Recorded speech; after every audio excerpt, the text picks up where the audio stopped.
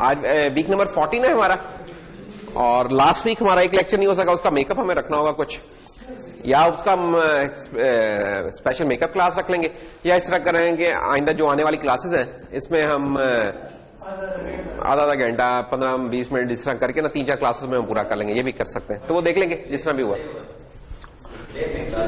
कोई बात नहीं लैब तो अलग होनी चाहिए, लैब बिल्कुल नहीं होनी चाहिए सफर। ओके खैर एनीवेज, तो हम इंस्ट्रक्शन सेट देख रहे हैं इसका इंटेल का, और इसमें हमने जो 2 लेक्चर्स हो गए हमें इनके ऊपर काम करते हुए। तो हमने पहले तो देखे थे कि इसमें इंस्ट्रक्शन फॉर्मेट वगैरह क्या होता है, एनडीएनएस वगैरह क्या आती है, और फिर लास्ट लेक्चर में हमने देखा कि मूव की इंस्ट्रक्शन की क्या वेरिएशंस है मुख्तलिफ, फिर मूव एसएक्स देखा था, साइन एक्सटेंडेड, जीरो एक्सटेंडेड, वो वाली चीजें देखी थी। इसके अलावा एड स्टैक के ऑपरेशन देखे थे, और हमने ये भी देखा था कि यार अगर आपको कोई प्रोग्राम दे दिया जाए तो उसका आप मेमोरी मैप वगैरह कैसे बनाएंगे, और देखेंगे मेमोरी से चीजें उठ के रजिस्टर में आएंगी तो कैसे होंगी, और रजिस्टर से जब दोबारा मेमोरी में जाएंगी तो कैसे अपीयर हो रही होंगी। तो ये वाली चीजें हमने देखी थी। आज हम उससे आगे चलते हैं, एड्रेसिंग मोड्स को देखते हैं। एड्रेसिंग मोड्स थोड़ी सी डिस्कस की थी लास्ट टाइम, आज हम इनको जरा देखेंगे और कोशिश करते हैं आज ये जो आइटम है इनको करें और फिर नेक्स्ट आर्टिकल पे जा सके।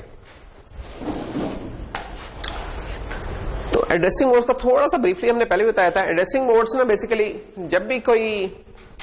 जब भी आप असेंबली लैंग्वेज लिखने लगते हैं, कोई प्रोग्राम लिखते हैं असेंबली लैंग्वेज का, तो आपको उसका आर्किटेक्चर पता होना चाहिए प्रोसेसर का, ठीक है। तो आर्किटेक्चर को तो हमने जरा डिस्कस कर लिया था।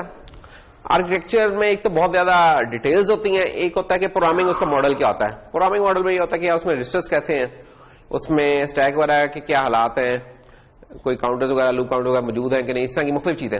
और उसमें और एक जो इंपॉर्टेंट पार्ट होता है प्रोग्रामिंग मॉडल का, वही होता है कि उसमें एड्रेसिंग मोड्स कौन सी सपोर्टेड है। एड्रेसिंग मोड्स क्या होती हैं? एड्रेसिंग मोड्स ये होती हैं कि आप जो प्रोग्राम लिख रहे हैं बेसिकली वो कुछ ऑपरेशंस परफॉर्म करता है। वो ऑपरेशन किस पे परफॉर्म करता है? वो किसी डेटा पे परफॉर्म करता है। डेटा कहां पड़ा होगा हमारा? मोस्ट प्रोबेबली वो हमारा मेमोरी में पड़ा होगा, या वो किसी आईओ के ऊपर आया हुआ होगा। उस डेटा को कैसे एक्सेस कर सकते हैं, एड्रेसिंग मोड हमें उसके बारे में बताती है कि उस डेटा को हम कैसे एक्सेस करके प्रोसेसर में लेके आते हैं। तो addressing modes are all about the access of data. तो जैसा क्या है कि 2 बेसिक क्वेश्चंस हैं हमारे कि ऑपरेंड्स कहां पड़े हुए हैं और ऑपरेंड्स जहां भी पड़े उनके मेमोरी एड्रेसेस कैसे कंप्यूट हो रहे हैं। ये 2 इंपॉर्टेंट है चीजें जिनको हम आंसर करते हैं एड्रेसिंग मोड्स में जाके, ठीक है। तो ये चीज तो हमने पहले भी बताई थी कि यार जो हमारा इंटेल का है ये 32 बिट आर्किटेक्चर, IE32 आर्किटेक्चर, ये रफली स्पीकिंग 3 इसमें है फंडामेंटल एड्रेसिंग मोड्स। ये वो हैं जो कि फंडामेंटल मोड है, बाकी फिर इनकी वेरिएशंस हैं जो कि हम आगे देखते हैं क्या हो सकती हैं। तो फंडामेंटली लेकिन ये 3 हिस्सों में डिवाइडेड है कि रजिस्टर है जिसमें ऑपरेंड आपका रजिस्टर में पड़ा हुआ है, इमीडिएट है कि जिसमें आप इंस्ट्रक्शन के अंदर बता देते हो कि यार ऑपरेंड क्या है, ठीक है। तो पहले केस की रजिस्टर की एग्जांपल क्या होगी? रजिस्टर की एग्जांपल फॉर एग्जांपल ये हो जाएगी कि ऐड AX, BX, आपने ये काम कर लिया। अब ये दोनों रजिस्टर्स हैं, इमीडिएट क्या हो जाएगा? Add AX, 17। अब ये इमीडिएटली इसी इंस्ट्रक्शन में आपने इसको पुट कर दिया है दूसरे ऑपरेंड को। So this is register operands, these are register operands. Here one of the operand is register, the other one is immediate, और तीसरा फिर मेमोरी ऑपरेंड होगा जो कि सबसे कह सकते हैं इंपॉर्टेंट क्लास है। मेमोरी ऑपरेंड में ये होगा कि आप ऑपरेंड को बता दो कि मेमोरी में कहां पड़ा, तो उसको फिर लाने के मुख्तलिफ तरीके होते हैं, वो आज हम देखते हैं क्या है। अच्छा, मेमोरी एड्रेसिंग में जो टाइप्स हमें ज्यादा मिलती है ना वो मेमोरी एड्रेसिंग में मिलती हैं। रजिस्टर और इमीडिएट की तो कोई सब टाइप्स नहीं है सच, ठीक है। मेमोरी एड्रेसिंग में हमें काफी टाइप्स मिलेंगी, इसमें हमें डायरेक्ट और इनडायरेक्ट एड्रेसिंग भी मिल जाएगी, इंडेक्स एड्रेसिंग, रजिस्टर ऑफसेट, जो भी है वो हम देखते हैं क्या है। रजिस्टर एड्रेसिंग को तो हम पहले भी डिस्कस कर चुके हुए हैं कि यार इसमें एग्जांपल जैसे ये दी हुई है, ये अरे एग्जांपल हमारी कि रजिस्टर टू रजिस्टर ही मूव हो रहा है। इसका आपसे ये पूछा जा सकता है कि यार रजिस्टर एड्रेसिंग का फायदा क्या है, एक बात। दूसरा ये पूछा जा सकता है कि क्या ये ज्यादा यूज में आती है चीज या नहीं यूज में आती है। ये 2-3 क्वेश्चन हैं जो कि हम किसी भी एड्रेसिंग मोड के बारे में पूछ सकते हैं और इसका यूज केस कहां बनता है। और इसको यूज करना क्या कोई कॉम्प्लेक्स प्रोसेस होगा, एक बात, और नंबर 2 ये खुद एड्रेसिंग एफिशिएंट होगी कि नहीं होगी। तो ये कुछ सवाल आते हैं जो किसी भी एड्रेसिंग मोड के बारे में पूछे जा सकते हैं। तो इधर भी हम ये वाले सवाल कर सकते हैं कि रजिस्टर एड्रेसिंग कौन सी है, क्या ये काफी सारे यूज केसेस में काम आती है हमारे, तो इसका जवाब है नहीं। वजह क्या है कि रजिस्टर्स जो से होते हैं ना, रजिस्टर एड्रेसिंग में क्या है कि हम कहते हैं कि हमारा ऑपरेंड जो होता है रजिस्टर में पड़ा हुआ है। अब हम कितने ऑपरेंड अपने रजिस्टर में लेके आ सकते हैं, उसके लिए हमें पता होना चाहिए कि हमारे रजिस्टर्स कितने, तो रजिस्टर्स कितने थे हमारे इस आर्किटेक्चर में, जनरल पर्पस जो रजिस्टर थे। जनरल पर्पस रजिस्टर हमारे इस आर्किटेक्चर में है 8, ठीक है, starting from EAX, EBX, ECX, EDX, ये हो गया, फिर ESI, EDI, और कौन से थे इसके अलावा, ESI था, EDI था, 2 और थे, मेरे दिन से नाम निकला उसका। एनीवेज, तो ये ये तो कुछ जनरल पर्पस रजिस्टर हैं, फिर वो भी हैं हमारे सेगमेंट रजिस्टर्स हैं, लेकिन वो जनरल पर्पस कामों के लिए नहीं आते, जो SS रजिस्टर्स होते हैं, ठीक है, जिसमें क्या था हमारा code segment register, data segment register, है ना, स्टैक सेगमेंट और एक्स्ट्रा सेगमेंट और FS, ये कुछ और एक और भी था, उसका नाम है GS था। तो ये हमारे 16 बिट के थे हमारे रजिस्टर्स, लेकिन ये जनरल पर्पस नहीं है, तो सेगमेंट को स्पेसिफाई कर रहे थे, ये जनरल पर्पस रजिस्टर्स हैं हमारे, ठीक है। फिर एक और भी होता है जो इंस्ट्रक्शन पॉइंटर होता है हमारा, ठीक है, इसको हम चेंज नहीं कर सकते होते हैं, इसमें हमारा प्रोग्राम का कंट्रोल होता है, बेसिकली देखा जाए नेक्स्ट इंस्ट्रक्शन का एड्रेस होता है इसके अंदर। तो जो 8 रजिस्टर्स हैं उनमें से भी ये जो फिर वो होता है स्टैक का पॉइंटर होता है ESP आई थिंक इधर ही आता है, स्टैक पॉइंटर, और एक और आता है, तो स्टैक पॉइंटर वगैरह भी हम उस तरह जनरली नहीं यूज कर रहे होते। ये वाले जो रजिस्टर है ना, ये 6, ये ज्यादा हम यूज कर सकते हैं। अच्छा, इन रजिस्टर्स में भी मसला है कि ये जो रजिस्टर है इसका एक स्पेशल स्टेटस है, ये नॉर्मली एड सब्ट्रैक्ट में एज ए डेस्टिनेशन भी यूज होता है, अगर हम एक्सप्रेसली स्पेसिफाई नहीं करते डेस्टिनेशन, तो डेस्टिनेशन भी यूज हो जाता है। तो फिर बाकी फिर हमारे पास 5 रजिस्टर रह गए। इन 5 रजिस्टर्स में मसला है कि हम जो छोटे से छोटा भी कोई प्रोग्राम लिखे हैं, वो हमारे उसमें हमें इतने वेरिएबल्स चाहिए होते हैं कि 4-5 में गुजारा नहीं होता, तो मजबूरन क्या होता है कि हमें मेमोरी ऑपरेंड्स बनाने पड़ते हैं, ठीक है। उन मेमोरी ऑपरेंड्स को उठा के हम लोड करके रजिस्टर में ले आते हैं, फिर हम रजिस्टर वाली इंस्ट्रक्शन देना चाहें तो ठीक है, और मेमोरी वाली देना चाहें तो फिर भी ठीक है, ठीक है। तो जो सवाल था, स्टार्टिंग सवाल था कि क्या रजिस्टर ऑपरेंड्स हमारी रजिस्टर एड्रेसिंग कौन सी है, क्या हमारी मोस्ट ऑफ द नीड्स पूरी करती है? नहीं, इसका जवाब है नहीं। वजह क्या है कि इनकी तादाद बहुत कम है, तादाद इतनी कम है कि हम इसमें गिन के कुछ 4-5 वैल्यूज ही कुछ रख सकते हैं, इससे ज्यादा नहीं रख पाते। अरेज बनाने का तो कोई सवाल ही नहीं पैदा होता, इधर वेरिएबल्स भी 3-4 रखेंगे। इनफैक्ट अगर मैंने यही लाइन लिखी है C = A+B, तो 3 रजिस्टर तो कम से कम इसने ही खा लेना है। और अगर मुझे अब थोड़ी देर बाद कोई कहता कि यार इस तरह करोगे D × 2 × C भी कर लो, तो ले जी, हमारे रजिस्टर गए सारे काम से। हमारे पास रिजल्ट इंटरमीडिएट, अच्छा इधर तो हमें नजर नहीं आता, इंटरमीडिएट रिजल्ट पीछे खुद ब खुद ही कहीं स्टे कर रहे होते हैं, हमें नहीं पता कहां कर रहे हैं। इधर ऐसी कोई खुद ब खुद वाली चीज नहीं होती। हमें जो इंटरमीडिएट रिजल्ट है, फॉर एग्जांपल अगर कोई कहता है कि यार ये क्वाड्रेटिक इक्वेशन है, या क्वाड्रेटिक इक्वेशन चलो -b ± b² - 4ac और 2a। अब अगर हमने यही वाला काम करना है, ये कोएफिशिएंट्स निकालने हैं इसमें से x1 x2 लेट से, तो इसी इक्वेशन को सॉल्व करने के लिए हमें 8 से 10 वेरिएबल्स चाहिए होंगे इसको करने के लिए। रजिस्टर्स हमें पूरा ही नहीं कर पाते कि वो स्टोर कर सके, ठीक है। तो इसलिए फिर रजिस्टर से हमारा नहीं होता। तो रजिस्टर में हम कुछ ही ऑपरेंड लेके आ सकते हैं। तो फिर हम कौन से ऑपरेंड लेके आते हैं? ऐसे ऑपरेंड जो हमें पता कि ज्यादातर यूजों ने प्रोग्राम में थ्रू आउट द प्रोग्राम यूजों ने, और उनकी वैल्यू, हाँ बस यही क्राइटेरिया, ज्यादातर यूजों ने हमारे प्रोग्राम में, उस चीज को हम रजिस्टर में रख लेते हैं कि यार बार बार मेमोरी से उठा के लाना फिर काम पड़ेगा, क्योंकि मेमोरी सबसे एफिशिएंट तरीका ये है। अगर कोई पूछे कि एफिशिएंट सबसे कौन सा है, तो एफिशिएंट सबसे रजिस्टर वाला है। क्यों? क्योंकि ये it is part of the processor, ये प्रोसेसर का ALU के अंदर पड़े हुए हैं, ठीक है। जिस स्पीड पे आपका प्रोसेसर चला है उसी स्पीड पे वो इसको एक्सेस कर सकता है। मेमोरी के साथ ऐसा नहीं होता। मेमोरी नॉर्मली आपकी कम स्पीड पे चल रही होती है, उससे किस स्पीड से, जो कि जिसपे आपका प्रोसेसर चल रहा है। फॉर एग्जाम्पल अब हमारे जो प्रोसेसर है, अगर इसमें लेट्स से 3 गीगाहर्ट्ज का प्रोसेसर लगा हुआ है, तो इसमें जो रैम लगी हुई है ना, वो पुरानी वाली लगी हुई है, DDR2 या 3 है शायद इसके अंदर लगी, और वो उसकी स्पीड 1 गीगाहर्ट्ज से ऊपर नहीं है। तो प्रोसेसर मेरा 3 गीगाहर्ट्ज पे चल रहा है और रैम जो इसकी 1 गीगाहर्ट्ज पे चल रही है, तो एक वो लो स्पीड पे है, ठीक है, कि प्रोसेसर ने कोई काम किया तो उसे वेट करना पड़ेगा 3 साइकिल कम से कम कि यार मेमोरी से कोई चीज उठ के ले आए। ये मैं मिनिमम बता रहा हूँ, इससे ज्यादा इनफैक्ट वेट करना पड़ता है कि वो चीज पहले कैशे में आती है, L2 में, फिर L1 में आई, फिर आके अंदर आती है। तो जो मेमोरी एक्सेसेस होती हैं वो इनएफिशिएंट होती हैं, ये आपने याद रखनी है बात। जितना प्रोसेसर दूर होते रहेंगे मेमोरी एक्सेस आपकी उतनी इनएफिशिएंट होगी, जितना प्रोसेसर के करीब होंगे मेमोरी एक्सेस आपकी उतनी एफिशिएंट होगी। तो रजिस्टर बैठे ही प्रोसेसर के अंदर है, तो सबसे एफिशिएंट ये टेक्निक है। लेकिन हम ये एफिशिएंसी ज्यादा यूज इसलिए नहीं कर पाते कि नंबर ऑफ रजिस्टर्स कम होते हैं, ठीक है। तो ये 2 चीजों का हमने आंसर कर लिया। तीसरी एक इसका कंसिक्वेंस होता है रजिस्टर में इंस्ट्रक्शन ऑपरेंड रखने का, कि जो इंस्ट्रक्शन होती है ना, जो सी इंस्ट्रक्शन, जैसे ये इंस्ट्रक्शन लिखी है, इस इंस्ट्रक्शन का साइज छोटा होगा। क्यों छोटा होगा? क्योंकि इस इंस्ट्रक्शन के अंदर जो ऑपरेंड्स के लिए बिट्स चाहिए वो बड़ी कम चाहिए।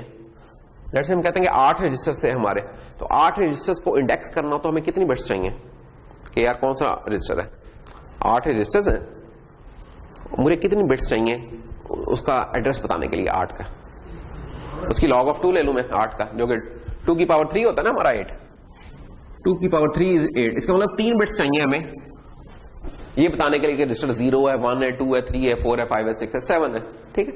तो 3 बिट्स इसके लिए चाहिए होंगी, 3 बिट्स इसके लिए चाहिए, कुछ इसके लिए चाहिए होंगी, इसके निमोनिक के लिए। तो शायद ये हमारी इंस्ट्रक्शन 1 या 2 बाइट में आ रहा है, इससे ज्यादा नहीं। ये वाली इंस्ट्रक्शन कौन सी है? ये डिपेंड करती है, जो इमीडिएट वाली है, इसमें डिपेंड करता है कि इमीडिएट ऑपरेंड खुद कितना बड़ा है। ये तो छोटा सा ही ऑपरेंड लग रहा है, तो शायद ये 17 को बाइनरी में रिप्रेजेंट करने के लिए मुझे शायद 5 बिट्स चाहिए। तो हो सकता है कि 3 बिट्स इसके लिए मुझे चाहिए, 5 इसके लिए चाहिए, बाकी इसके लिए। लेकिन अगर ये बड़ा हो गया तो अब ये नंबर ऑफ बिट्स इधर बढ़ जाएंगे, इधर अब शायद इस काम के लिए मुझे चाहिए कोई 11 बिट्स चाहिए, ठीक है। तो ये देख सकते हैं कि आप इंस्ट्रक्शन का साइज इधर छोटा होगा। क्यों छोटा होगा? क्योंकि वो जिन ऑपरेंड्स को बता रहा है वो ऑपरेंड्स बड़े कम है, इमीडिएट में जाके वो बड़ा हो रहा है, या मेमोरी के केस में हम देखेंगे वहां भी बड़ा हो रहा होगा। तो रजिस्टर ऑपरेंड की जो इंस्ट्रक्शंस होती हैं ये शॉर्टर होती हैं। क्यों? क्योंकि थोड़ी इंस्ट्रक्शंस चाहिए, थोड़ी बिट्स चाहिए हमें ये बताने के लिए कि रजिस्टर कौन सा इस्तेमाल होगा। तो ये था रजिस्टर एड्रेसिंग की। बाकी इसमें पढ़ने वाले, इसमें समझाने वाली या फिर कुछ नहीं, आपके पास आपको ये पता होना चाहिए कि यार हम किस जगह पे किस चीज को वैल्यू कर रहे हैं, कौन सी चीज कहां ज्यादा यूजफुल होगी या ऑप्टिमल होगी इस्तेमाल करना। आपके ज़हन में ये सिनेरियो क्लियर होना चाहिए। इमीडिएट का क्या है? इमीडिएट तो आपने देख लिया कि कोई कॉन्स्टेंट्स वगैरह हम लोड कर सकते हैं, वेरिएबल नहीं आ सकते, तो इमीडिएट में हमेशा कॉन्स्टेंट्स होते हैं। कॉन्स्टेंट का साइज छोटा होगा तो इंस्ट्रक्शन छोटी होगी, कॉन्स्टेंट बड़ा होगा तो इंस्ट्रक्शन वो बड़ी होती चली जाएगी। इवन हम 32 बिट का भी कॉन्स्टेंट दे सकते हैं, लेकिन वो इंस्ट्रक्शन में फिर बड़ी हो रहेगी, 4 बाइट्स की हो रहेगी, या 4 नहीं, सॉरी, कम से कम 5 या 6 बाइट्स की हो रहेगी वो इंस्ट्रक्शन।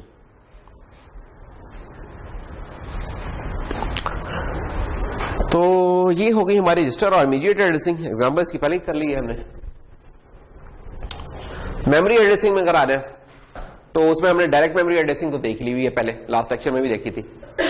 क्या थी डायरेक्ट मेमोरी एड्रेसिंग? याद है ऐसे ही कुछ? डायरेक्ट मेमोरी, किसी को कुछ याद हो डायरेक्ट मेमोरी का? एग्जांपल दी हुई है। डायरेक्ट मेमोरी एड्रेसिंग में नॉर्मली हम उन ऑपरेंड्स के लिए इस्तेमाल करते हैं जो कि आपने डेटा सेक्शन में डिफाइन किए होते हैं, ठीक है। तो डेटा सेक्शन में आपने ये डिफाइन किए हुए वेरिएबल्स। अब डायरेक्ट मेमोरी की हम डायरेक्ट का लफ्ज क्यों यूज कर रहे हैं जगह के ऊपर? डायरेक्ट का लफ्ज इसलिए यूज कर रहे हैं कि मैं इस वेरिएबल को नाम यहां लिख रहा हूं कि मूव करो EX में क्या var1, वेरिएबल 1 जो है उसको लिख दिया। अब ये var1 लिखा तो मैंने डायरेक्टली स्पेसिफाई कर दिया है उस वेरिएबल को, ठीक है। ये नहीं कि पहले इसके एड्रेस को मैंने लोड किया किसी रजिस्टर में फिर मैं उठा के लाया, नहीं, मैंने जस्ट इसका नाम लिखा। ये इंस्ट्रक्शन क्या करेगी? इस वेरिएबल के अंदर जो 100 पड़ा है इस 100 को उठा के EX में डाल देगी। This is direct memory addressing. Directly आप नेम स्पेसिफिक है, उधर से चीज उठ के आ गई। ये कहां चल सकती है? जहां आपकी जो लोकेशन है वो लेबल्ड है। ये लोकेशन लेबल की हुई थी, वेरिएबल नेम्स क्या होते हैं? बेसिकली वेरिएबल नेम मेमोरी के किसी हिस्से का नाम रखा होता है, उसको वेरिएबल का नाम कहते हैं। तो ये वेरिएबल का जब हम नाम देते हैं तो आप बेसिकली उस लोकेशन को रेफर कर रहे हैं। तो इसका फायदा क्या है? डायरेक्टली रेफर कर सकते हैं, और यही इसका नुकसान भी बन जाता है कि जब हमने फॉर एग्जाम्पल इससे अगली लोकेशन उठानी है वो हम काम नहीं कर सकते, फिर इसमें वो फिर हमें ऑफसेट देना पड़ेगा। डायरेक्ट मेमोरी एड्रेसिंग होती है वो थोड़ा सा मिक्स बन जाता है, उधर कहते हैं डायरेक्ट ऑफसेट एड्रेसिंग, ये वाला काम होता है कि हमें ऑफसेट देना पड़ता है। ठीक है, तो ये डायरेक्ट हमारी मेमोरी एड्रेसिंग है, सबसे इजी टू यूज है।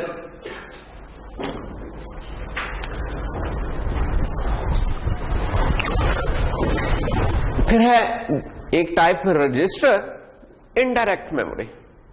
रजिस्टर इनडायरेक्ट मेमोरी में क्या होता है? हम इसमें ये करते हैं, ये समझे कि वैसे ही जैसे पॉइंटर्स आपने देखे हैं सी में, जो डायरेक्ट मेमोरी थी ना वो वैसी थी कि जैसे आपने डेटा वेरिएबल्स इस्तेमाल करते हैं सी के अंदर जैसे। तो direct memory just like similar to using variables in C. ठीक है, ये जो मेमोरी, ये वाली जो रजिस्टर इनडायरेक्टली ऐसे ही है जैसे आप पॉइंटर्स इस्तेमाल करते हैं सी में।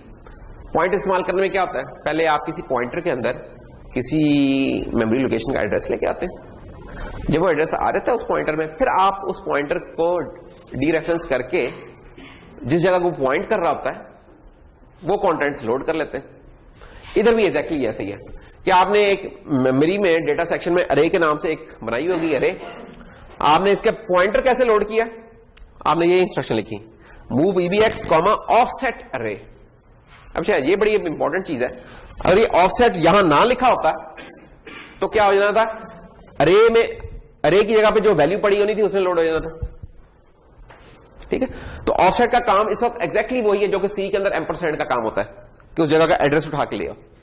ऑफसेट इस वक्त जो ही काम कर रहा है। ये कह रहा है कि नहीं, अरे में जो चीज पड़ी है वो नहीं, अरे का एड्रेस जो सा है ना जो ऑफसेट बनता है वो उठा के EBX में ले आओ। ठीक है, ऑफसेट एक हमारा असेंबलर का था, आपने देखा था, डायरेक्टर था जो हमने असेंबलर डायरेक्टर में चेक किया था। अच्छा, जब इसका एड्रेस इसके अंदर आ गया तो ये पॉइंटर है अब आपका। अब पॉइंटर से जिस तरह हम उठा के लाते थे वैल्यू किस तरह लेके आते थे? स्टार लगा लेते थे। यहां तो स्टार वो नहीं है, यहां हम ब्रैकेट्स लगा लेंगे इसके गिर्द, स्क्वायर ब्रैकेट्स। तो क्या होगा कि EBX में जो एड्रेस पड़ा है उस एड्रेस पे जाके उस लोकेशन में जो चीज पड़ी है उसे उठा के EX में डाल दो। तो ये काम हो रहा है। ये एग्जाम्पल देख लेते हैं इसकी। अब देखें इसमें ये आपको फर्क पता होना चाहिए, बाकी तो है सिर्फ जो कि आपको ये फर्क पता होना चाहिए कि यार अगर मैं गलती से ये लिख देता कि मूव ESI कॉमा अरे, अगर मैं ये लिख देता तो ESI में क्या आना था, और अगर मैं लिख दूं मूव ESI ऑफसेट अरे तो अब ESI में क्या आएगा? दोनों केस में क्या आएगा? ये क्विज का कोई सवाल होता है, पेपर का कोई सवाल होता है छोटा सा, यार ESI में क्या वैल्यू पड़ी होगी? अगर आपके पास ये प्रोग्राम है लिखा हुआ तो इस केस में ESI में क्या होगा और इस केस में ESI में क्या होगा, ये आपने बताना।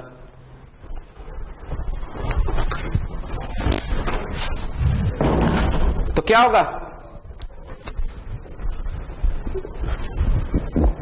फवाद, इस केस में क्या आएगा ESI में?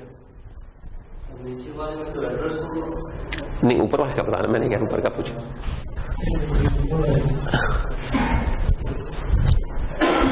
ये ऊपर वाला केस कौन सा है? डायरेक्ट मेमोरी एड्रेसिंग का। डायरेक्ट मेमोरी एड्रेसिंग क्या कहती है कि आप जो वेरिएबल का नाम है वो लिख देते हैं, जब आप सिर्फ उसे यूज करते हैं तो उस जगह पे जो चीज पड़ी होती है वो उठ के आ जाती है।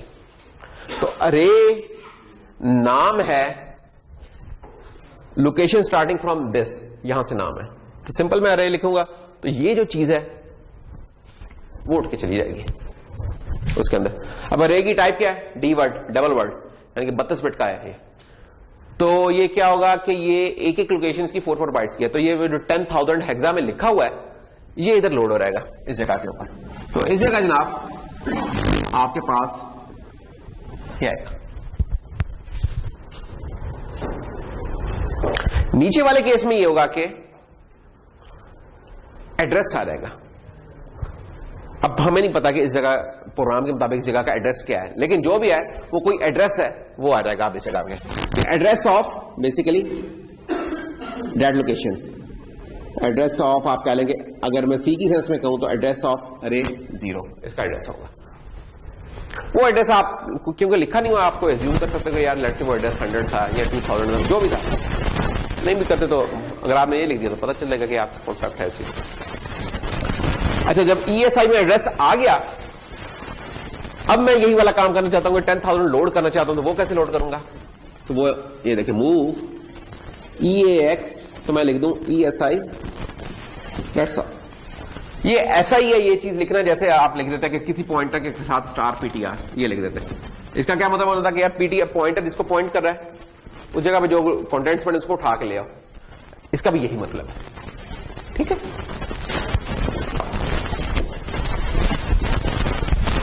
आप लोगों की सहूलत के लिए मैं बात का इसका पैरेलल में एक सी कोड लिख देता हूं।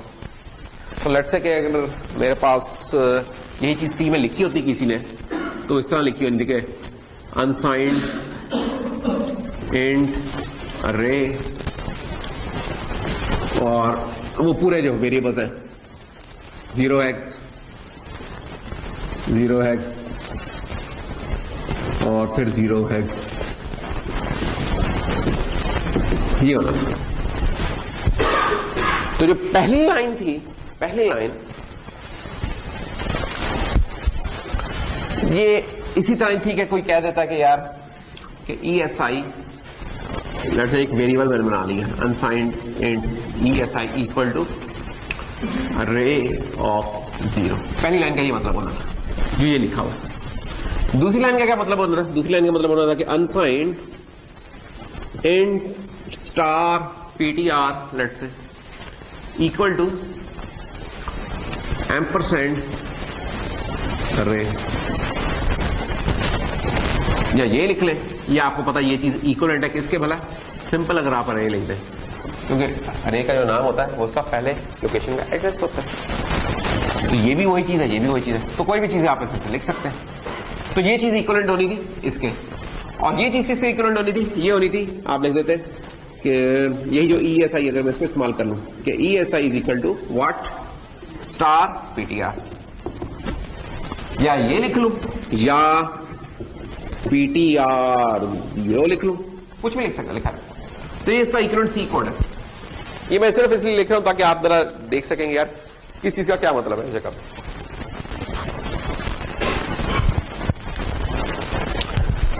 फायदा क्या होता है इसका? फायदा इनडायरेक्ट एड्रेसिंग का, यानी कि कोई पूछ सकता है बंदा कि यार ये आपने कान को इधर से पकड़ने की बजाय यूं लाके क्यों पकड़ा? देखे ना, लोड अगर मैंने सिर्फ 10,000 करना था तो ये वाला काम तो मैंने इस तरीके से भी कर लिया, या ये जो थी इस तरीके से कर लिया था। तो फिर ये क्यों कि पहले एड्रेस लोड करूं फिर उससे उठा के लाऊं? यहां से डायरेक्टली मैं लोड करके लाया, ये मैं इनडायरेक्ट किया कि पहले एड्रेस लोड किया फिर उस एड्रेस से फिर मैंने वो चीज निकाली। तो ये चीज इनडायरेक्ट है, ये डायरेक्ट है। तो डायरेक्ट वाला ज्यादा इजी लग रहा है इस्तेमाल करना। मसला उसका सिर्फ ये है कि डायरेक्ट वाले को आप लूप के अंदर इस्तेमाल नहीं कर सकते, लूप का स्ट्रक्चर सपोर्ट नहीं करता इसको, डायरेक्ट एड्रेसिंग वहां इनडायरेक्ट चलती है। ये देखिए, अगर मैंने पॉइंटर उठा के लिया था तो अब मैं क्या इस पॉइंटर को अगर मैंने ऐड करना है अगले आइटम पे जाना है तो मैं क्या लिखूंगा? उसके अंदर मैं जो इस एलिमेंट का साइज है जो कि 4 बाइट से 4 ऐड कर दिया, जब ये 4 ऐड कर दिया तो इसका मतलब मैं अगली लोकेशन पे चला जाऊंगा, फिर मैं दोबारा वो इंस्ट्रक्शन इश्यू करूंगा। अब क्या होगा? पहली दफा तो 10,000 आए थे, दूसरी दफा 20,000 आ गए, फिर उसमें मैंने पॉइंटर में ऐड किया 4 और दोबारा ये रिपीट करूंगा तो अरे प्लस 8 पे पहुंच चुका हूं। तो ये फायदा इसका, ये वाली चीज बड़ी मौजू है अगर आपने लूप के अंदर काम करना है। डायरेक्ट एड्रेसिंग जो ये है ये मौजू नहीं होती है लूप के अंदर काम करने के लिए। तो ये फायदा इसकी वजह से हम इनडायरेक्ट एड्रेसिंग को कर जाते हैं। और 4 से हम 4 क्यों ऐड कर रहे हैं? इसलिए कर रहे हैं कि हमारे लूप में जो अरे है उसका हर एलिमेंट जो है 4 बाइट्स का है, इसलिए हम उसमें 4 ऐड कर रहे हैं। अगर 2 बाइट्स का होता तो 2 ऐड करते, 1 बाइट का होता तो 1 करते। अच्छा, दूसरी फिर एक और चीज, जब हम प्रोग्रामिंग हम कर रहे हैं तो उसमें ऐसा हो सकता है कि एम्बिग्युइटी आ रहा है। एम्बिग्युइटी क्या आ रहा है कि आपको पता नहीं चल पाया कि यार मैं ये जो चीज रेफर कर रहा हूं ये इसका साइज बाइट है कि या इसका साइज वर्ड है कि डबल वर्ड है कि क्वाड वर्ड है, क्या है कोई नहीं पता। अब ये देखो EBX को देख के पता चल रहा है कि कोई 32 बिट की जगह पे आप स्टोर करवाना चाह रहे हैं, लेकिन ये 100 खुद कितने बिट्स का, ये कोई आइडिया नहीं हो रहा, ये इसका कोई आइडिया नहीं हो रहा। तो ये फिर हमने ना उसे गाइड करना था। असम्बलर बास्तात इसको कर लेगा, वार्निंग देकर कंपाइल कर लेगा, बास्तात नहीं करेगा, क्योंकि असम्बलर भी कंफ्यूज, अगर हम कंफ्यूज हो रहे हैं तो असम्बलर भी कंफ्यूज हो जाएगा। तो हम इस कंफ्यूजन को फिर कैसे दूर करते हैं, इसका भी तरीका बताया था जब असम्बलर के डायरेक्टिव्स हम कर रहे थे कि यार इसके लिए एक होती है चीज जिसे हम बोलते हैं PTR का एक ऑपरेटर यूज करते हैं।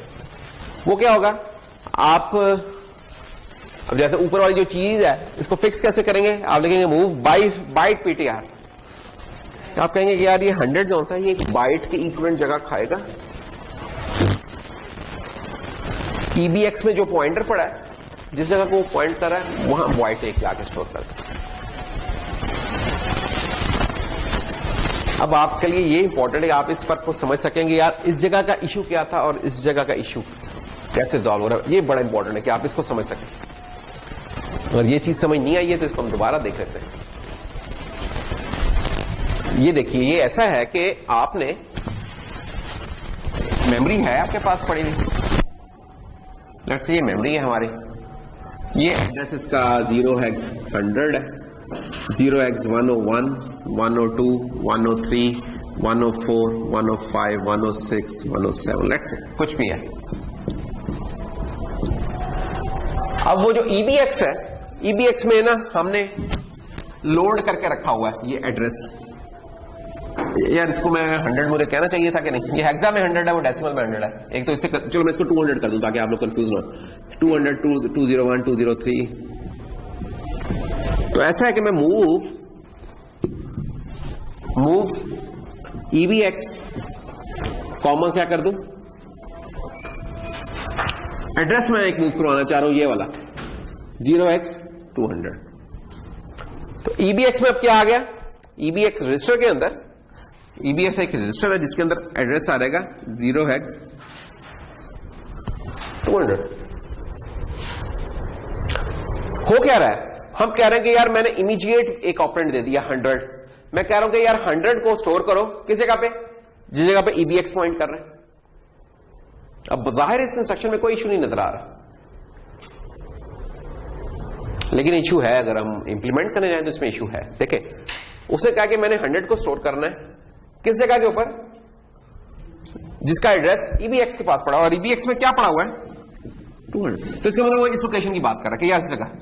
लेकिन बात ये है कि ये जो वो ऑपरेशन है मूव EBX 100, अब ये जो 100 है ये क्या 1 बाइट का हम ले रहे हैं या 2 बाइट्स का ले रहे हैं या 4 बाइट्स का, ये कितनी बाइट्स का ले रहे हैं।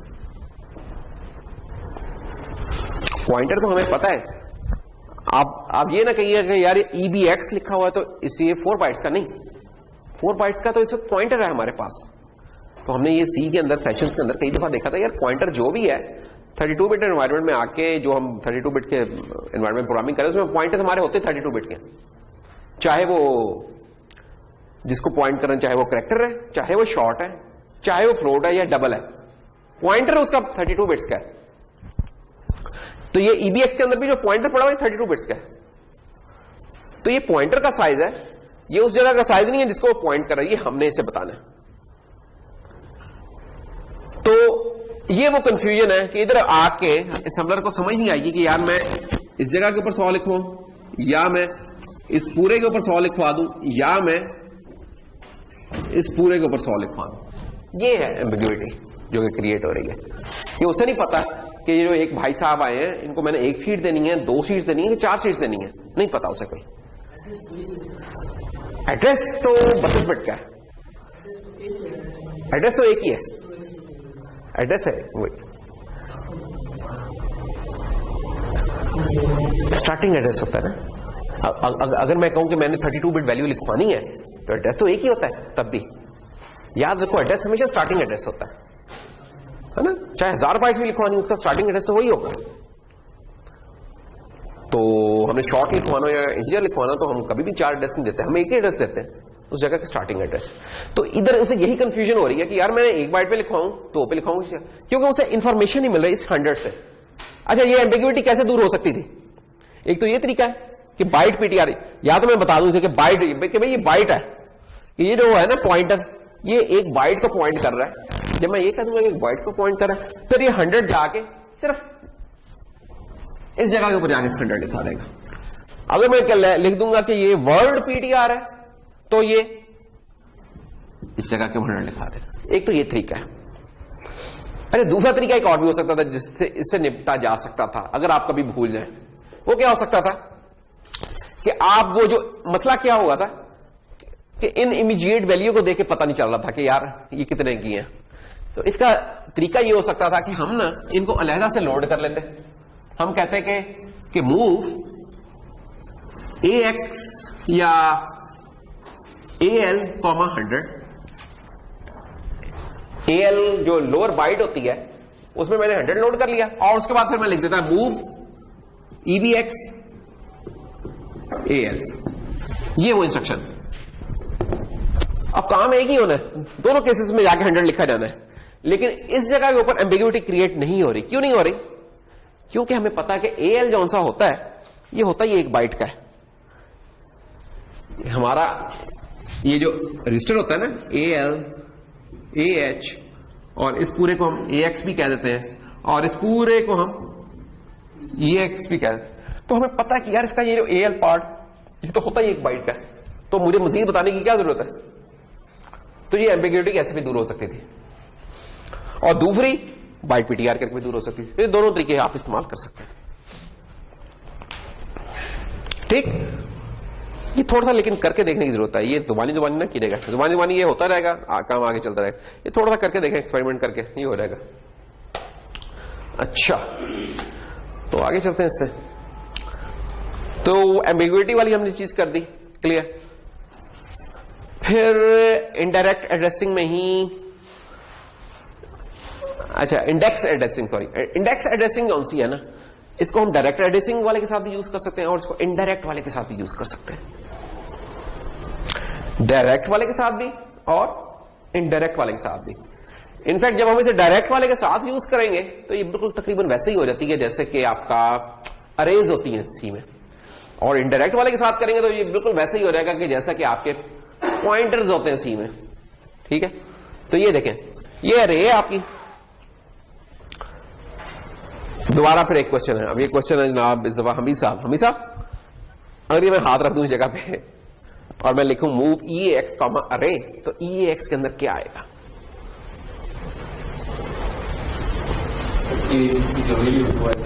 अरे कौन सी वैल्यू बताओ?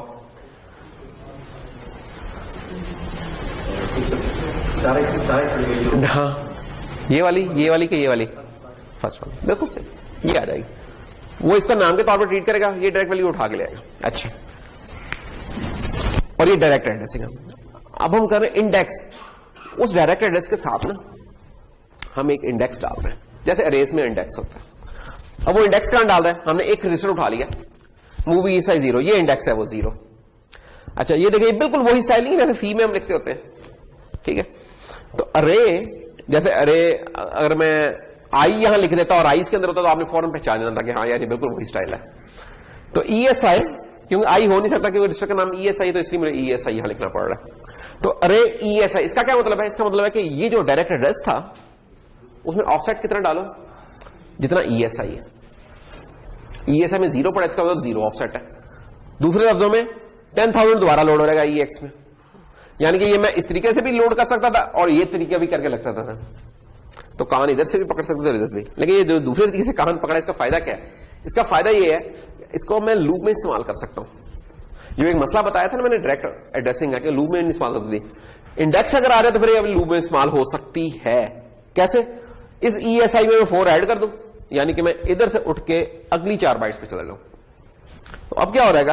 अरे ESI, तो जनाब ये 4, अब ये 20,000 लोड रहेगा। फिर 4 ऐड किया, अब उससे अगला हो जाएगा।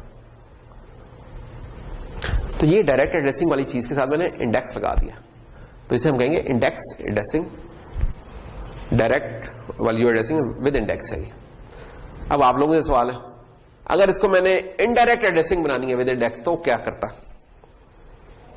इनडायरेक्ट एड्रेसिंग में क्या होता है कि एड्रेस को पहले आप अलग से लोड करते हैं, फिर उसके बाद चीजें करते हैं।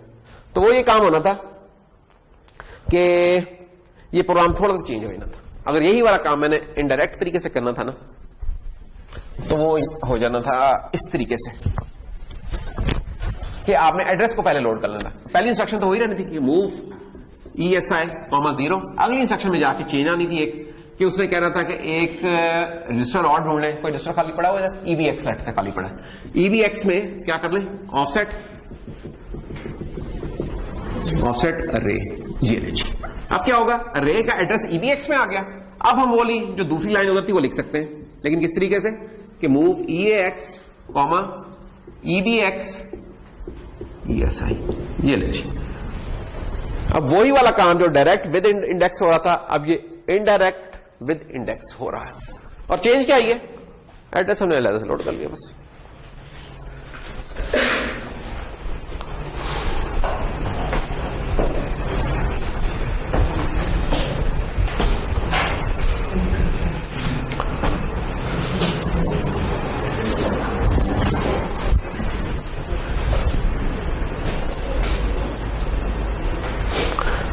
टेक्निक्स दोनों आप इस्तेमाल कर सकते हैं लिखने के लिए कि इस तरीके से लिख लें नेम प्लस इंडेक्स, या इस तरीके से लिख लें। ये मुझे ज्यादा नेचुरल लगता है, ये सी के करीब है ज्यादा, तो मुझे वो ज्यादा अच्छा लगता है कि यार इतना इजी टू रिमेंबर है हमारे लिए।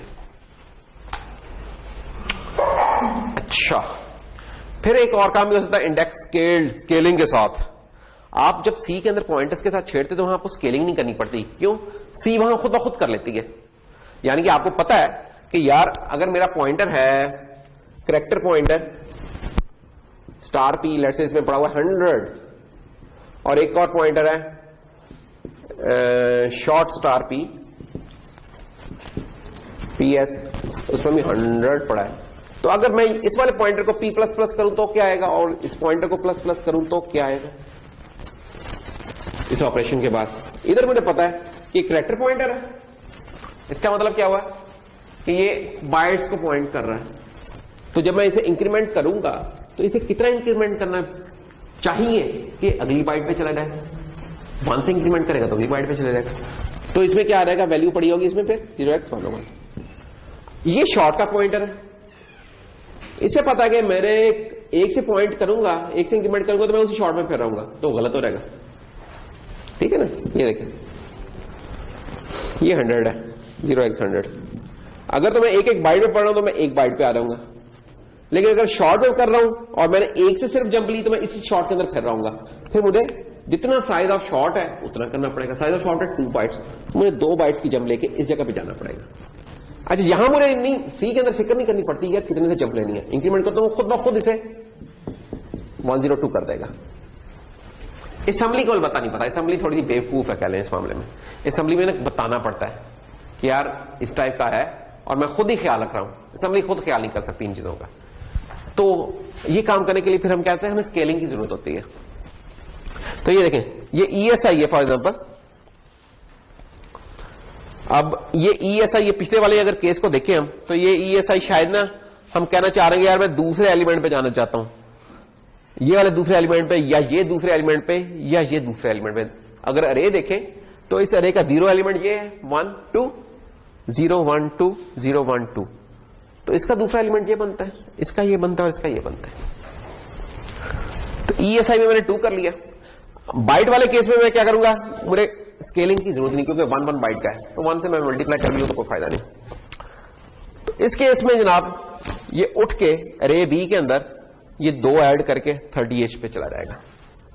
लेकिन इस केस में अगर मैं सिंपल ESI लिखूंगा तो होगा क्या, ये यहां से उठ के इस जगह पे आएगा, 2 बाइट्स की जंप लेगा।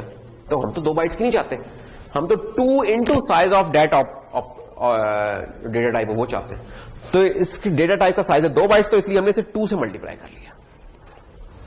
यहां 4 है तो 4 से कर लिया। अब देखें इसके अंदर इंडेक्स वही है आपका, लेकिन हर डेटा टाइप के हिसाब से हमने स्केलिंग चेंज कर ली कि यार शॉर्ट वाले केस में 2 से मल्टीप्लाई कर लेना उस इंडेक्स को, इस वाले केस में 4 से कर लेना।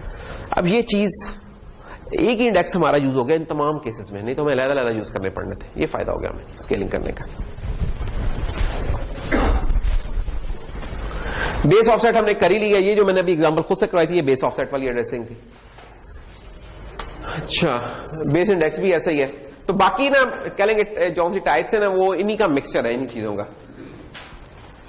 अच्छा, फिर एक बड़ी यूजफुल इंस्ट्रक्शन होती है जो कि है लोड इफेक्टिव एड्रेस। इसका तकरीबन वही काम है जो कि ऑफसेट का होता है। जो ऑफसेट वाला करता था ना, ऑफसेट क्या करता था, ऑफसेट उठा के उस जगह का एड्रेस दे देता था। लोड इफेक्टिव एड्रेस भी वही करती है। फर्क क्या है कि ऑफसेट एक आपका ऑपरेटर है, ऑपरेटर है, इसका मतलब ये कि इसको असेंबली के टाइम पर वो इस्तेमाल हो जाता है। असेंबली के टाइम पे वो एड्रेस निकाल के ले आता है। जो इंस्ट्रक्शन होती है वो एग्जीक्यूट होती है जब वो प्रोग्राम चलता है, ये फर्क होता है। ठीक है, जो डायरेक्टिव्स और ऑपरेटर्स होते हैं वो कंपाइल या असेंबल टाइम के ऊपर चलते हैं, और जब प्रोग्राम एक दफा बिल्ड होता है फिर उनका कोई रोल नहीं रहता। जो इंस्ट्रक्शंस होती हैं वो जब तक चलेंगी नहीं तब तक रिजल्ट नहीं लेके आती। तो load effective address is an instruction, ये जब चलेगी तब उस जगह का इफेक्टिव एड्रेस लेके आएगी। तो ये कहां यूजफुल है, जब आपके डायनामिक एड्रेसेस हैं, फिक्स एड्रेसेस नहीं, ऐसे एड्रेसेस नहीं थे जो कि आपने लेबल किए थे, कुछ और थे असेंबली के टाइम पर जो रन टाइम पे कैलकुलेट हो रहे हैं, ये उन जगहों के लिए बड़ी यूजफुल है। तो LEA वाली इंस्ट्रक्शन आप रन टाइम के ऊपर एड्रेस करने के लिए करते हैं। तो कभी सवाल आ सकता है कि यार जरा कंपेयर तो करें LEA को टाइप के साथ, जो ऑफसेट ऑपरेटर उसके साथ। तो ये इसका फर्क होगा, ये आपको बताना होगा कि यार एक जो सा है असेंबलर एक ऑपरेटर है और असेंबली टाइम पे होता है, दूसरा एक इंस्ट्रक्शन है और वो रन टाइम पर होती है। ठीक है ना।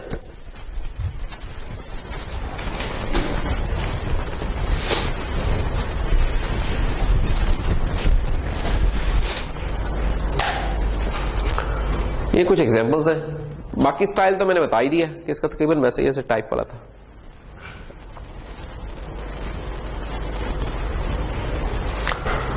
वो जो अरे वाला था, उसी अरे का अगर मैंने इस तरीके से करना तो ये तरीका है कि ले आओ, सिर्फ मुझे ये डेस्टिनेशन बदलनी पड़ेगी EAX से। अब ये वाली लाइन और ये वाली लाइन इक्वलेंट है। वो लाइन क्या कर रही है, ये जब प्रोग्राम असेंबल होगा, जब बिल्ड हो रहा होगा प्रोग्राम, ये उस वक्त ही उसे निकाल के ले आएगा एड्रेस, रिलेटिव एड्रेस उस जगह का। ये जब इंस्ट्रक्शन, जब प्रोग्राम चलेगा तब ये कंप्यूट करेगा। ये एक बड़ा इंपॉर्टेंट फर्क है दोनों में।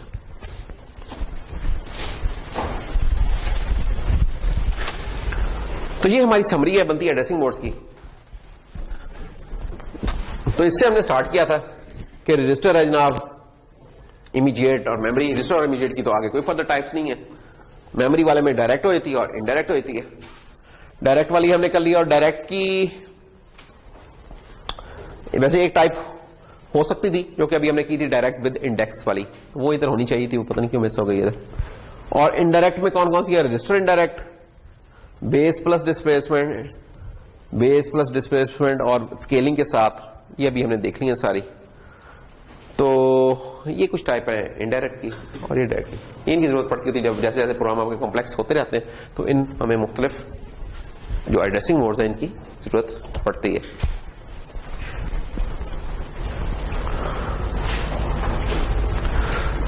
So, assembler converts a variable name into a constant offset।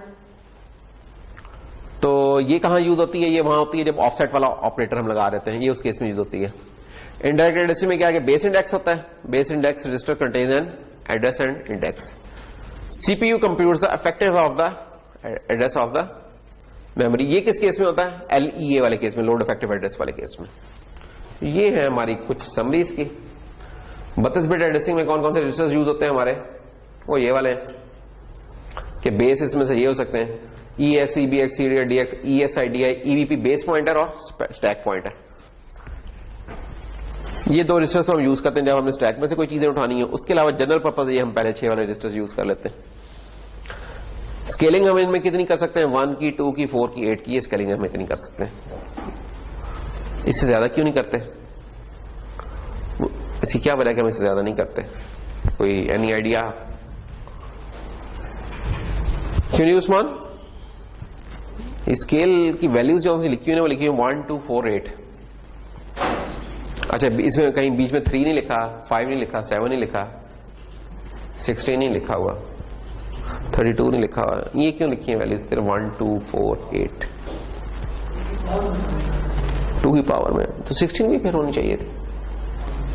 16 नहीं है, 32 नहीं है। देखो स्केल हमने अभी थोड़ी देर पहले बताया था, स्केल हम किस लिए यूज कर रहे थे?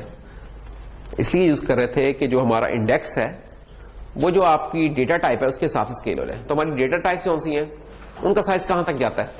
जो जनरल डेटा टाइप्स है हमारी, वो 1 बाइट की होती है यानी कि कैरेक्टर, या 2 बाइट्स की होती है जैसे शॉर्ट, या 4 बाइट्स की होती है जैसे इंटीजर है, लॉन्ग है, फ्लोट है, या 8 बाइट्स की होती है जैसे कि डबल है या लॉन्ग है।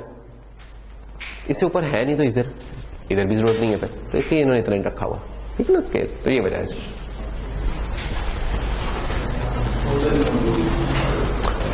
और ये बाइट्स में है, इसका मतलब क्या हुआ? हाँ, तो इसका मतलब ये रहेगा कि ये 4 बाइट वाली डिस्प्लेसमेंट है, this is actually 32 bit displacement, ठीक है। और ये 2 बिट वाली कौन सी है, ये 16 बिट की डिस्प्लेसमेंट है। और जो 1 है दिस इज 8 बिट डिस्प्लेसमेंट, ठीक है। ये आगे लेबल ये गड़बड़ है। 1 corresponds to 8 bit, 2 corresponds to 16 and 4 corresponds to 32 and 8 corresponds to 64। ये बाइट्स में बेसिकली है डिस्प्लेसमेंट, ठीक है। Only the index registers can have a scale factor। ये तो देखिए 16 बिट एडिसिंग मोड्स, 16 बिट में हम ज्यादा जा नहीं रहे तो इसको हम ज्यादा कर ही रहे, लेकिन ये सबसेट है जो हमने पढ़ लिया ना, ये उसका सबसेट है भाईजान, तो इसको हम ज्यादा लिफ्ट नहीं करा रहे फिलहाल। सेगमेंट रजिस्टर्स का भी हमने देखा हुआ है। सेगमेंट रजिस्टर्स हैं हमारे 16 बिट्स के, और सेगमेंट रजिस्टर्स की क्या खास बात है, एक बात याद है कि सेगमेंट रजिस्टर में हम डायरेक्टली मूव कर सकते हैं कि नहीं कर सकते? हम डायरेक्ट मूव नहीं कर सकते इमीडिएट वैल्यूज में। तो सेगमेंट रजिस्टर में कोई चीज लेके आनी तो पहले जनरल पर्पस रजिस्टर में लेके आते हैं, फिर उसको मूव करवाते हैं सेगमेंट में।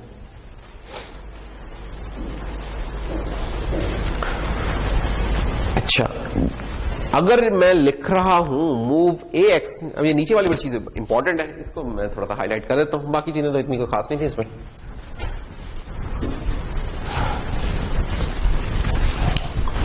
इंपॉर्टेंट पॉइंट ये है कि जो पॉइंटर्स आपके पड़े हुए हैं ना जनरल पर्पस रजिस्टर्स में, EAX, EBX, DS up to EDI, EAX, BC, D, SI और DI,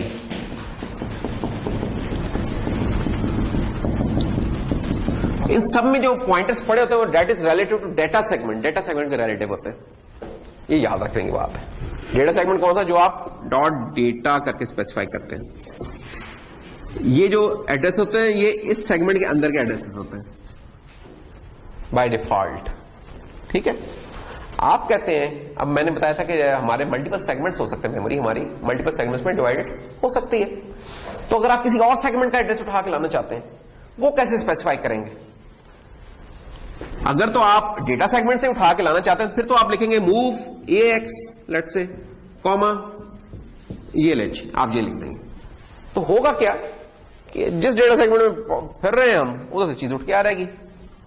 ये SS नहीं करना चाहिए, मुझे लेट्स से कहना चाहिए BX, कि BX में अब जो वैल्यू पड़ी हुई है वो जनाब वो बेसिकली ऑफसेट है किस जगह का, डेटा सेगमेंट का ऑफसेट है, इस जगह का वो उठा के आ रहे हैं। लेकिन मैं कहता हूं यार मैं डेटा सेगमेंट से नहीं उठा के लाना चाहता, मैं इसको लेट्स से स्टैक सेगमेंट से उठा के लाना चाहता हूं। फिर मैं क्या करूंगा, फिर मुझे बताना होगा सेगमेंट अपना, मूव AX कॉमा SS, ये स्टैक सेगमेंट हो गया, कॉलन BX, ये फिर लिखना होगा। अब इसमें और इसमें फर्क है, इसमें क्या है, इसमें आपका डिफॉल्ट सेगमेंट यूज हो रहा है जो कि डेटा सेगमेंट था, इस केस में स्टैक सेगमेंट यूज हो रहा है, ठीक है।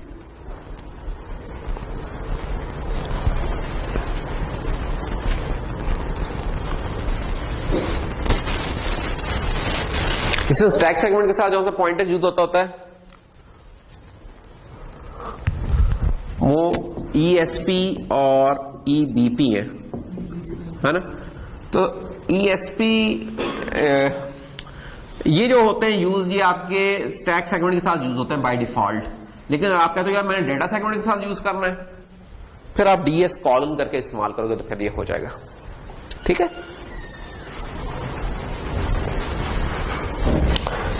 ये चीज मैटर ज्यादा करती है उस जगह पे जहां आपका रियल एड्रेसिंग मोड यूज हो रही है। फ्लैट एड्रेसिंग मोड में हमें पता है कि यार डेटा सेगमेंट है, स्टैक सेगमेंट है, सारे एक ही मेमोरी स्पेस को पॉइंट करें, वहां ये चीज मैटर नहीं करती। इस 16 बिट की जो एड्रेसिंग मोड है वहां ये मैटर करती है, ये वाली चीज, ठीक है ना। So in flat memory model DS and SS are the same segment, तो वहां इस चीज की जरूरत नहीं पड़ती। इस चीज की जरूरत पड़ती है जब आप 16 बिट वाले रियल एड्रेस मोड में काम करें, फिर आपको इस चीज की जरूरत पड़ती है। अच्छा जी, एड्रेसिंग मोड इसके साथ ही हमारी खत्म हुई। अब हम जरा कुछ सादी सादी सी आसान आसान चीजें देख लेते हैं, लेकिन बहुत इंपॉर्टेंट है वो। मसलन ये वो इंस्ट्रक्शन है, अभी तक हमने देखी थी, मूव की इंस्ट्रक्शन देखी थी जो डेटा ट्रांसफर की थी, अरिथमेटिक की देखी थी, ऐड सब्ट्रैक्ट, और फिर उसके बाद हम देखी थी कि डेटा ट्रांसफर में एड्रेसिंग मोड्स कैसे इस्तेमाल होती हैं। अब हम ऐसी इंस्ट्रक्शन की बात कर रहे हैं जो कि हमारे प्रोग्राम काउंटर की वैल्यू चेंज करती हैं, इंस्ट्रक्शन पॉइंटर की। वो कौन सी होती हैं? उन्हें हम कहते हैं कंट्रोल इंस्ट्रक्शंस। कंट्रोल इंस्ट्रक्शंस में कौन सी आती हैं? ऐसी इंस्ट्रक्शन जो कि आपके प्रोग्राम के फ्लो को चेंज करती हैं। हमारे प्रोग्राम का फ्लो क्या होता है कि भाई पहली इंस्ट्रक्शन की, फिर उसके बाद अगली, फिर अगली, फिर अगली, अगली, एक सीक्वेंस में चलती हैं। कब फ्लो चेंज होता है? जब कभी आप जंप लगाते हैं, जब कभी कोई फंक्शन कॉल होती है, जब कभी लूप चल रही होती है, तब आपकी जंप्स लग रही होती हैं। ऐसी इंस्ट्रक्शन को कंट्रोल इंस्ट्रक्शन कहते हैं, कि वो इंस्ट्रक्शन जो कि आपके प्रोग्राम के फ्लो को डिस्टर्ब करती हैं, चेंज करती हैं, वो वाली। उनमें एक इंपॉर्टेंट है जंप की इंस्ट्रक्शन। जंप अगर सिंपल आपने लिख दिया जंप, इसका मतलब है अनकंडीशनल, बस लगा दे जंप, कोई सवाल नहीं, कोई कुछ नहीं, जैसे ही आया सिग्नल जंप, लगा दी जंप। ये नहीं देखा कि आगे कुआं पीछे खाई है, क्या है, बस लगा दो जंप। इसको कहते हैं अनकंडीशनल जंप, ठीक है। बेखतर कूद पड़ा आतिश क्या नमरूद में, ये वो वाली जंप है अनकंडीशनल। ये नहीं ओ जी आगे तो आग है जी, आगे तो गर्मी है, जरा ठंडी ना हो रहा है या कुछ और ना हो रहा है, ये कंडीशंस, ये कंडीशन नहीं है इसमें, ये अनकंडीशनल है। और जब भी कोई कंट्रोल इंस्ट्रक्शन चलती है वो आपके इंस्ट्रक्शन पॉइंटर को चेंज करती है। किससे चेंज करती है? उस जगह के एड्रेस के साथ जहां ये जंप करके जा रही है, उस जगह के एड्रेस के साथ चेंज कर देती है। दैट्स ऑल, ये इसका काम होता है। तो जंप टॉप हमने लिखा, तो टॉप ये देखें क्या, ये कोई इंस्ट्रक्शन नहीं है, कोई निमोनिक नहीं है, दिस इज अ लेबल। ये जो भी प्रोग्राम लिखा है उस लाइन का लेबल है बेसिकली। इसका फायदा क्या है? मुझे एग्जैक्ट पता होने की जरूरत नहीं कि यार इस लाइन का एड्रेस था 0x12346700, नहीं पता ना मुझे कि इस प्रोग्राम का क्या एड्रेस हो सकता है, लेकिन मैं कोई लेबल जरूर लगा सकता हूं इस जगह पे कि यार अच्छा ये जो भी लाइन है इसका जो भी एड्रेस होगा, लेट्स कॉल इट टॉप। ये ऐसा ही है कि मैं गूगल मैप खोलूं, तरामड़ी चौक के मैं लैंडलॉन्ग ढूंढने लग जाऊं, मैं कह रहा हूं यार नहीं, अच्छा छोड़ो ये सब कुछ, लैंडलॉन्ग जो भी होंगे इस जगह को हम तरामड़ी चौक का नाम दे देते हैं, ठीक। कभी आपने भी उसको लैंडलॉन्ग नहीं देखे, कुछ भी देखेंगे, लेकिन आपका काम चल जाएगा। जब भी मैं रेफर किया करूंगा यार गो टू दिस लोकेशन, तो आप उस जगह पे चले जाया करेंगे आपको एक्चुअल। तो इधर भी यही है कि मुझे एक्चुअल इस जगह का प्रोग्राम एड्रेस पता होने की जरूरत नहीं है, लेबल पता होना चाहिए। इसका एड्रेस फिर खुद ही पीछे से असेंबलर कंप्यूट कर लेगा, खुद कर लेगा, करेगा जरूर, वो खुद कर लेगा, हमें नहीं फिक्र करने की जरूरत। तो जब हम कहेंगे जंप टॉप, तो टॉप पे जंप कर जाएगा।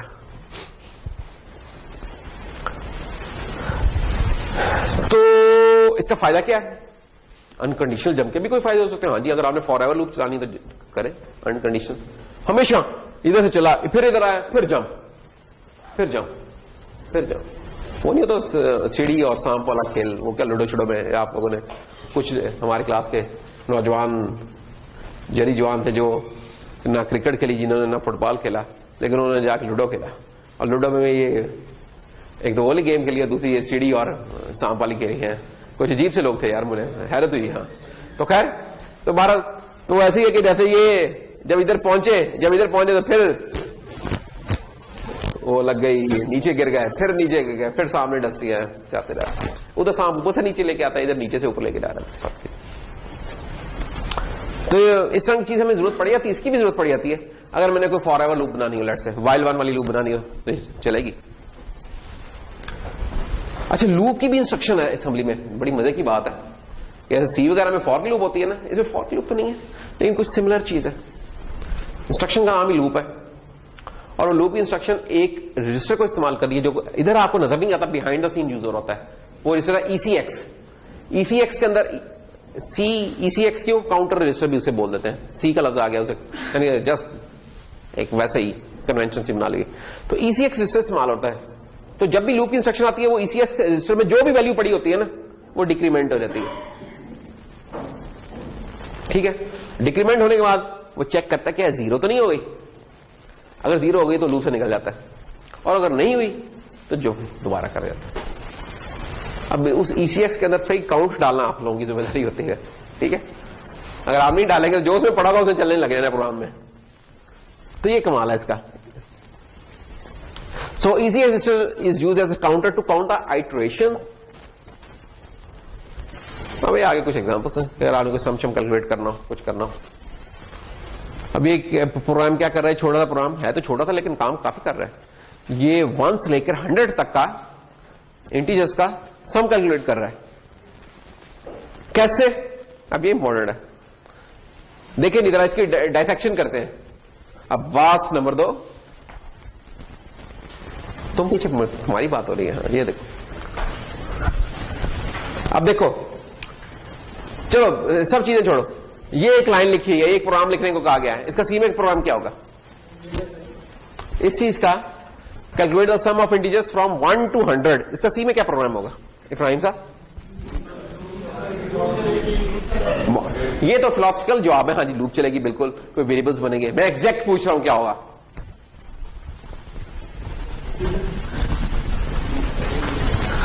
चलिए मिनट लगाएं। Let's say ji int main आया एक हमें एक्यूमुलेटर चाहिए, ले ली एक्यूमुलेटर बन गया इंट EAX। हम सी में तो नाम रख सकते हैं, अगर इसका प्रोसेसर रजिस्टर से कोई ताल्लुक नहीं है, ये बस ऐसे ही। और एक लूप काउंटर है, 100 टाइम्स होना है जनाब ये। हाँ जी, इंट ECX इक्वल टू 100। अब ये फॉर की लूप लगा के भी हो सकता है, वाइल की भी लगा के हो सकता है। तो ये वाली जो लूप है ना, जरा वाइल के साथ जरा रिलेट करना आसान होगी, तो जरा वाइल की लूप लगा के देखते हैं क्या हो रहा है। तो while ECX is greater than 0, तो क्या करता रहे? तो क्या करें? EAX plus equal to ECX बस। ये इसका कैलेसी कोड है, या वो असेंबली है इस कोड की।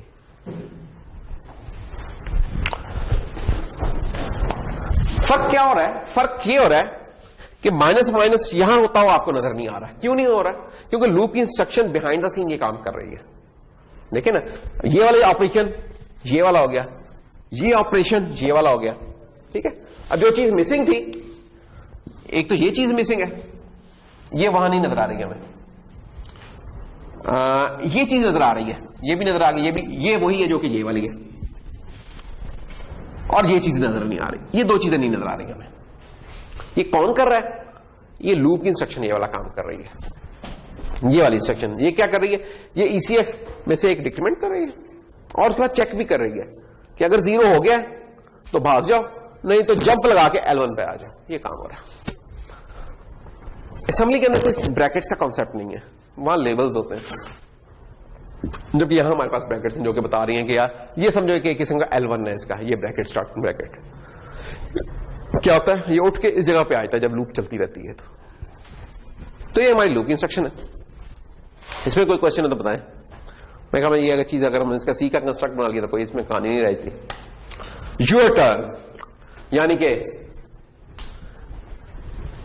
इधर वाले लोगों की turn. What will be the final value of EAX इस कोड में? पेपर में इस तरह के छोटे छोटे कोड आ जाया करेंगे, वैसे ज्यादा आसान नहीं हो सकता ना। EAX में क्या डाल दो? 6, ECX में डाल दो 4। अब लूप चल रही है, इंक्रीमेंट करो EAX को। ये लूप कितनी दफा चलेगी? कितनी दफा चलेगी? 4 दफा, बस 4 दफा ही चलेगी वहां पे। तो फिर क्या होगा? EAX में क्या होगा? 10। जंजुआ साहब बहुत अरसे बाद आए हैं आज, तो आप इस 10 से मुझे याद आया, बड़े दिनों बाद चक्कर लगाया। फारूकी भाई चले आप बता दें कि ये वाली लूप कितनी दफा चलेगी? पिछला जवाब तो वैसे फारूकी ने दिया था, जंजुआ ने नहीं दिया था। ECX में क्या पड़ा है? जीरो पड़ा हुआ है भाई, जीरो पड़ा है। तो ये लूप कितनी दफा चलेगी? एक दफा, या एक दफा भी नहीं, या बहुत दफा? ये लूप चलेगी बहुत दफा। कितनी दफा? यही कोई 4 बिलियन टाइम्स। कैसे? क्यों? क्योंकि EAX आया आपका 32 बिट का वेरिएबल, ठीक है। पढ़ा क्या हुआ इसमें? जीरो। जब हम इसके अंदर आए, आते ही हमने जीरो को माइनस किया, जीरो में से जब -1 करेंगे तो वो जो सबसे हाईएस्ट वैल्यू पॉसिबल है इसके अंदर वो आ जाएगी।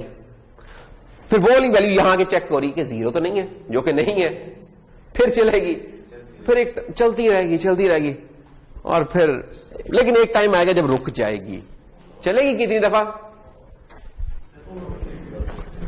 4 बिलियन टाइम्स। देखा, छोटी सी गलती से क्या मसला हो गया। अगर ये 1 होता फिर ये मसला नहीं होना था, फिर इसे वाकई एक दफा चलना था। देखा,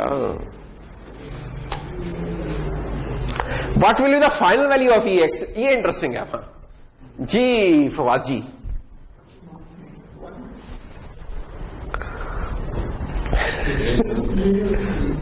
यही होगा।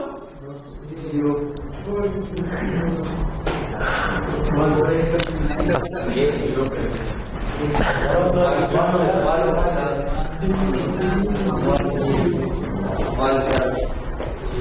बिल्कुल, क्यों? वो चक्कर लगा के वापस आ गया उसी जगह पे, पूरी दुनिया के चक्कर लगा के फिर वो उधर ही आ गया। छा गए यार तुम लोग। नेस्टेड लूप कैसे चलेगी? ये इंपॉर्टेंट है। सी में तो हम नेस्टेड लूप चलाते हैं, लूप के अंदर लूप। इधर कैसे चलेगी? इधर ऐसे चलाएंगे, सादा सा मसला है कि जब आपने आउटर लूप चलाई है तो इनर लूप में जाने से पहले क्या करें? जो आउटर लूप का ECX था ना, उसको किसी टेम्परेरी लोकेशन पे सेव कर दें ताकि वो खराब ना हो रहा है, क्योंकि ECX तो एक ही है हमारे पास। सी में तो बहुत सारे वेरिएबल्स होते हैं ना, आई के बाद जे रख लिया, जे के बाद के रख लिया, के बाद एल रख लिया, एम रख लिया, कुछ भी नाम रख लिया। इधर तो एक ही काउंटर रजिस्टर है ECX। तो जब हम इनर लूप में जाने लगे तो जाने से पहले क्या करें? इस ECX भाई को किसी टेम्परेरी लोकेशन पे लिखवा दें। फॉर एग्जाम्पल ये काउंट की एक लोकेशन बना ली थी डेटा की, ECX को हमने काउंट पे सेव करवा दिया। उसके बाद हमने क्या किया? इनर लूप का काउंटर इसके अंदर लोड कर लिया, इनर लूप चलाई, ये इनर लूप चलती रही। जब चल गई उसके बाद हमने क्या किया? वो काउंट में जो सेव किया था ना उसे दोबारा लोड कर लिया इसमें। अब इसकी लूप चला ली, फिर ये चली शुरू से इधर आई, फिर वो प्रोसेस रिपीट हो गई। देखिए ECX हमारे पास एक स्लेट है, एक बोर्ड है जिसके ऊपर हम एक ही वैल्यू लिख सकते हैं एक टाइम में। मैंने आउटर लूप चलाई तो मैंने इसके अंदर लिख लिया लेट्स से 100। अब मसला है कि मैं एक ही वैल्यू इस पे लिख सकता हूं, एक ही रजिस्टर तो एक वैल्यू लिख सकता हूं। अब मैंने एक और लूप भी चलानी है तो मैंने क्या किया? मैं कहा जरा एक पेज लेके भाई, उस पेज का नाम है काउंट, जरा उस पर 100 लिख दो। जब मैं उसके ऊपर लिख दिया 100 या जो भी थी उसके अंदर वैल्यू पड़ी उधर लिख दी। फिर मैंने कहा अब बताओ जी इनर लूप का क्या काउंट है? उसने जी 20। अब मैंने ये वाली लूप चलानी शुरू कर दी। जब ये लूप चल गई, जब लूप चल के मैं यहां पहुंचा तो मैंने कहा यार चेक करना है आउटर लूप का क्या हालात है। तो मैं कहूंगा यार वो पेज पे भाई जो लिखवाई थी वैल्यू काउंट की, जरा उसको दोबारा ले लोड कर ले। वो लोड कर ली, उसके बाद उस वैल्यू को हमने चेक कर लिया, उसके हिसाब से हमने लूप चलानी है नहीं चलानी वो फैसला कर लिया। अगर दोबारा चलानी है तो दोबारा चला के हम इस जगह के ऊपर आ गए, फिर हमने इस्तेमाल करेंगे, फिर ECX को वापस उसी सफे पे लिखवाया, नया लूप काउंटर लोड किया। ये कहानी चलती रहती है। तो इस तरीके से नेस्टेड लूप चला सकते हैं आप लोग। तो आगे अब इन चीजों की ना छोटी छोटी एग्जांपल्स हैं कि स्ट्रिंग कॉपी वगैरह में कैसे यूज होता है, ये फिर आप देख लीजिए, लैब वगैरह में करवा दी जाती है। अब इसमें बाकी और कोई साइंस रह नहीं जाती। कॉपिंग अ स्ट्रिंग, कॉपिंग अ स्ट्रिंग में क्या होता है? स्ट्रिंग होती क्या है? एक कैरेक्टर अरे होती है, ठीक है। तो कैरेक्टर अरे है तो ये देखिए, तो हमने डेटा सेक्शन में रख दिया बना के, एक सोर्स, एक को हमने सोर्स का नाम दे दिया, एक को टारगेट का नाम दे दिया। क्योंकि कैरेक्टर अरे है तो इसकी टाइप बाइट कर दी, क्योंकि स्ट्रिंग है एक तो इसको हम अलग-अलग भी इसको लिख सकते थे, लेकिन ये ज्यादा आसान है कि इन्वर्टेड कॉमास में, इन्वर्टेड उसमें डबल कोट्स में हम इसको लिख दें और फाइनली टर्मिनेट कर दें जीरो से। ये बहुत जरूरी है क्योंकि कोई भी सी स्ट्रिंग जीरो से टर्मिनेट होती है। डेस्टिनेशन कौन सी है, हमें नहीं पता था यार सोर्स का कितना साइज है। हमने एक रफ सा टेबल लगा के हमने कहा यार अच्छा इस तरह करो, एक ना जो सोर्स है ना साइज ऑफ सोर्स किया, ऑपरेटर एक इस्तेमाल कर लिया। हमने कहा यार इस तरह करो उतनी लोकेशन रख लो और डुप्लीकेट कर दिया, जीरो से फिल कर दिया उसको, ये वाला काम है। अब बाकी जो चीजें वो वही है जो हमने एड्रेसिंग मोड्स वगैरह पढ़ी हैं अभी थोड़ी देर पहले, और लूप की इंस्ट्रक्शंस जो पढ़ी हैं। ये डायरेक्ट विद इंडेक्स एड्रेसिंग है, सोर्स के साथ इंडेक्स ये लगा दिया ESI का, ये भी डायरेक्ट विद इंडेक्स है। तो जो वैल्यू इधर AL में मूव की वो AL से दोबारा इधर कॉपी कर दी, तो ये कॉपिंग चल रही है। फिर इस इंडेक्स को हमने इंक्रीमेंट कर दिया, जो अरे का इंडेक्स था ये इंडेक्स इंक्रीमेंट हो गया, और ये लूप की इंस्ट्रक्शन चल पड़ी। अब लूप का काउंटर ECX कहां हुआ हुआ, ये ECX है। ECX में कितना काउंट आना चाहिए, जितना अरे का साइज है उतनी वो होनी चाहिए। अरे का साइज कैसे निकालेंगे, साइज ऑफ करके निकाल दिया। तो ये प्रोग्राम है हमारा सादा सा।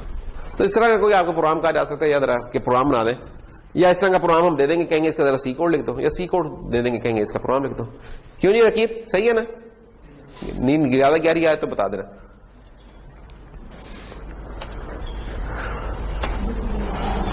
समिंग है इंटीजर है, ये भी ऐसे ही करेगा, इसको मैं कुछ नहीं और कर रहा।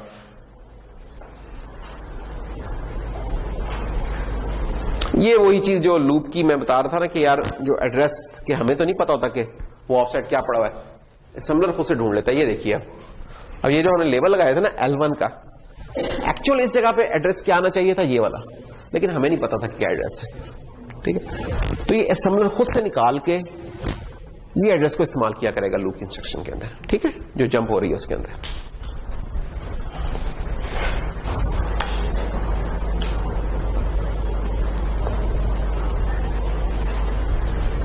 अच्छा जी, असेंबलर क्या करता है, calculates the difference in bytes.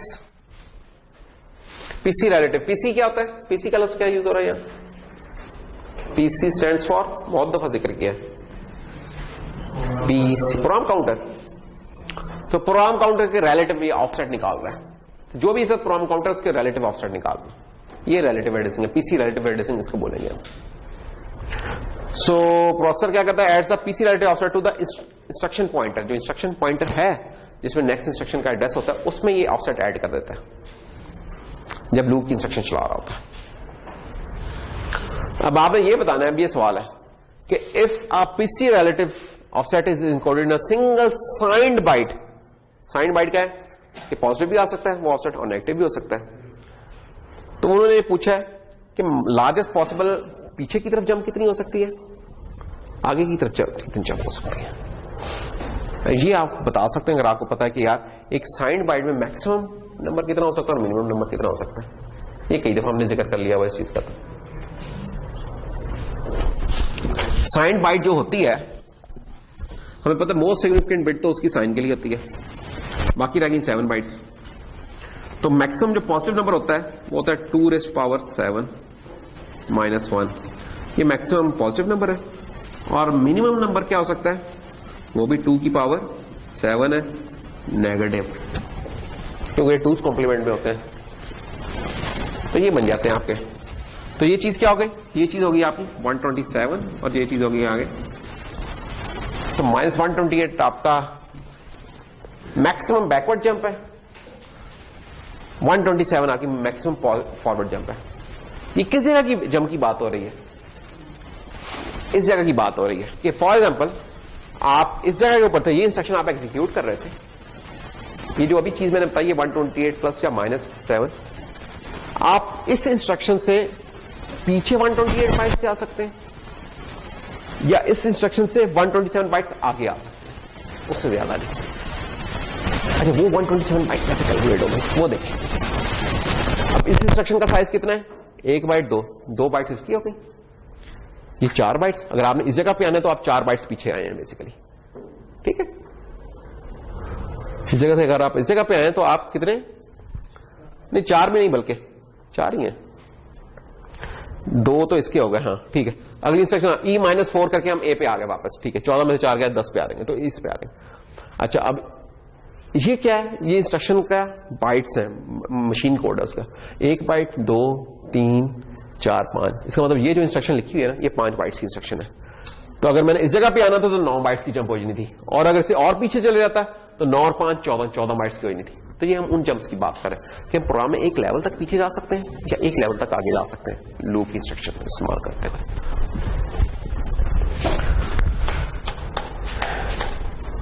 तो खैर ये हमारी इसकी समरी बनती है कि जनाब डेटा ट्रांसफर हो गई, अरिथमेटिक हो गई, एडिसिंग मोड हो गई, जंप और लूप हो गई। तो ये हमारा सोलन लास्ट वीक खत्म हो जाना चाहिए था, बल्कि आज भी शुरू में खत्म हो जाना चाहिए था, पता नहीं क्यों इतना टाइम लग गया हमारा। आज का लेक्चर तो अब शुरू हो रहा है बेसिकली।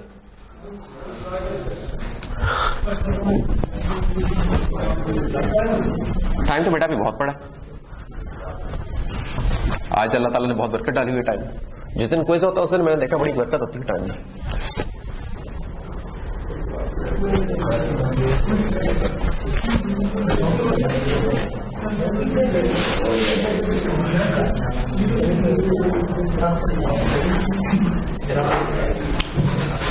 प्रोसीजर्स, ये नाम पहले कभी सुना है प्रोसीजर्स का आपने? कहां? इसी में पढ़ा था। अच्छा, इसको हम किस और नाम से बड़े मशहूर तरीके से जानते हैं? सी में इसको क्या बोलते हैं? इसी चीज को फंक्शंस। ये फंक्शंस है, असेंबली में फंक्शंस को प्रोसीजर्स बोलते हैं। That's all. किसी जगह पे मेथड्स बोला जाता है इसको, असेंबली में इसको प्रोसीजर बोला जाता है। तो हम बेसिकली क्या कह रहे हैं? हम बेसिकली असेंबली में देख रहे हैं असेंबली में फंक्शंस कैसे बनेंगे, कॉल होंगे, रिटर्न होंगे, इस चीज की कहानी डिस्कस होगी।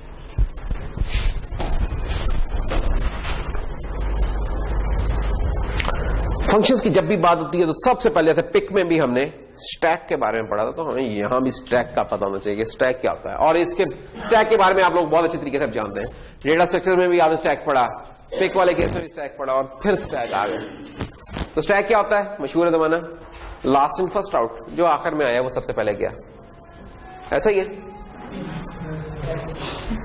ये बिल्कुल वैसे ही रहते हैं वो जुमे की नमाज में जो नमाजी सबसे आखिर में बैठा सबसे पहले भागता है, बल्कि लोग बाहर ही बैठे होते हैं, इधर से सलाम पहले इधर से बाहर दौड़ के लगाएं, ऐसा ही है।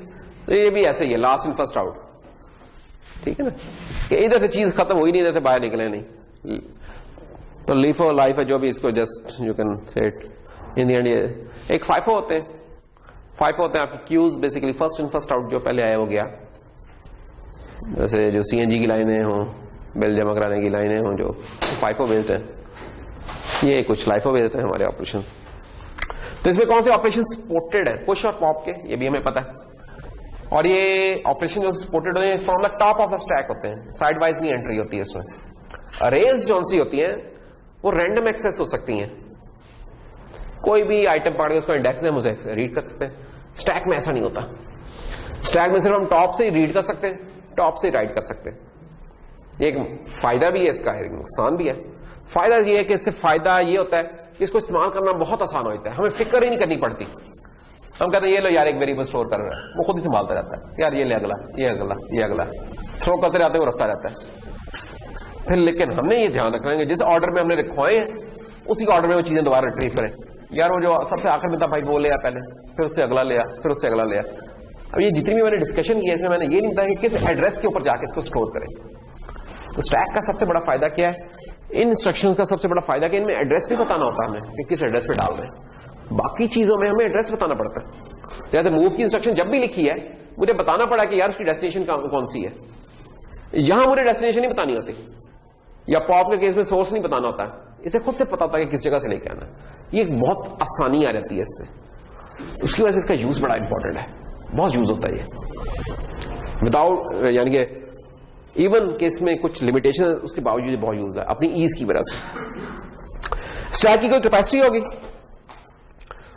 जब ये फुल हो जाएगा तो कोई एलिमेंट नहीं कर सकेगा, उसे ओवरफ्लो का कहते हैं। और जब ये एम्प्टी हो जाएगा तब भी हम पॉप करना चाहेंगे तो एक अंडरफ्लो का एरर होता है। तो ये कुछ एरर्स भी इसमें फिर आते होते हैं स्टैक में। अच्छा, वो तो एक जनरल स्टैक की डेफिनेशन थी।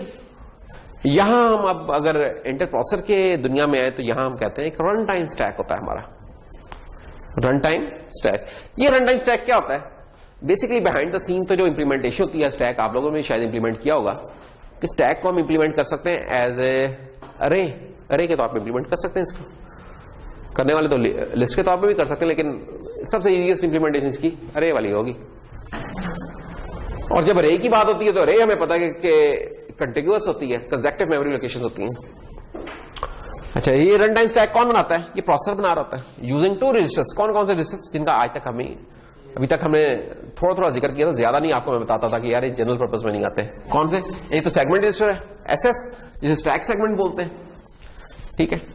और दूसरा उसका पॉइंटर है, ईएसपी, स्टैक पॉइंटर। तो एसपी होता है 16 बिट के लिए और ईएसपी होता है 32 बिट के लिए। तो ये दो रजिस्टर्स यूज होते हैं जिसे हम रन टाइम स्टैक मैनेज करते हैं। अब ईएसपी जो सा पॉइंटर होता है, ये हमेशा टॉप ऑफ द स्टैक को पॉइंट कर रहा था खुद ही। जब भी पुश वगैरह के ऑपरेशन परफॉर्म होते हैं, खुद ही पीछे से इंक्रीमेंट वगैरह होता है, अपडेट होता है, खुद ब खुद प्रोसेसर पीछे से खुद हिसाब करता है इसका। It always point two the last data item placed on the stack. तो ये हमारा अगर स्टैक है, लेट्स से ये स्टैक सेगमेंट है हमारा पूरा। स्टैक पॉइंटर से आप क्या करेंगे? ये जो आखिरी फील्ड लोकेशन है इसको पॉइंट कर रहे होंगे। अगर कोई और नई लोकेशन आ गई तो इस जगह को पॉइंट करने लगे। और स्टैक इंटेल वाले केस में क्या नीचे की तरफ ग्रो करता है। हायर एड्रेस जो इधर होते हैं वो lower part of the stack होता है और जो लोअर एड्रेस होते हैं ये टॉप ऑफ द स्टैक होते हैं। तो स्टैक इसमें नीचे की तरफ ग्रो करता है। नॉर्मली तो हम जो स्टैक बनाते हैं ऊपर की तरफ होता है ना, एक प्लेट रखी, फिर उसके ऊपर प्लेट रखी, फिर उसके ऊपर प्लेट रखी, है ना, वो टॉप की तरफ ग्रो करता है। यहां जो स्टैक है वो ऊपर से नीचे की तरफ आता है, बस ये फर्क है। Only words and double words can be pushed. या तो 16 बिट के वर्ड्स पुश कर सकते हैं या डबल वर्ड्स कर सकते हैं। ना बाइट कर सकते हैं ना क्वाड वर्ड कर सकते हैं, ठीक है, ये एक लिमिटेशन है।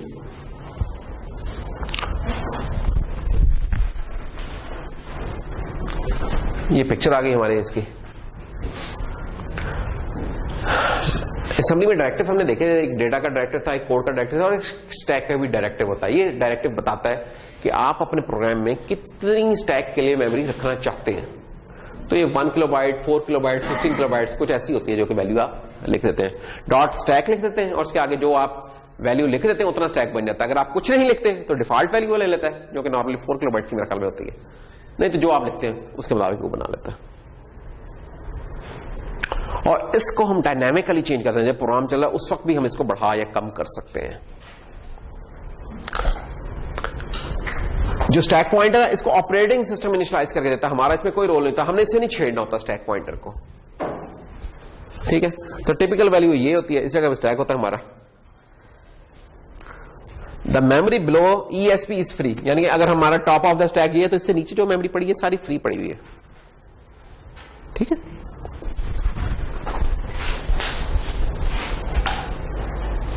स्टैक सेटअप कैसे होता है? उसके लिए जरूरी है कि एक स्टैक सेगमेंट पहले बनाया जाए, ठीक है। मेमोरी में एक जगह रखी जाए कि हम उसे कहेंगे यार ये सेगमेंट होगा स्टैक का, यानी कि मेमोरी तो जनाब चल रही थी हमारी, ऊपर से कहीं शुरू हुई थी, नीचे तक जा रही थी, यहां कहीं कोड सेगमेंट था, यहां कोई डेटा सेगमेंट था, तो हमने कहा यार अच्छा ये वाले एरिया को मैं स्टैक सेगमेंट कह दिया पर, ठीक है।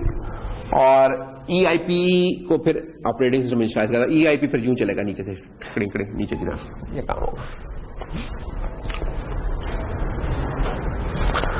जहां भी मैंने बनाया स्टैक सेगमेंट, अब उसकी वैल्यू स्टैक सेगमेंट रजिस्टर में कैसे आए वो उसका हमने मूव की इंस्ट्रक्शन में पढ़ा था कि पहले वो जो वैल्यू है एक आप जनरल पर्पस रजिस्टर में ले जाए, जो भी वो वैल्यू है, लेट से वो वैल्यू है,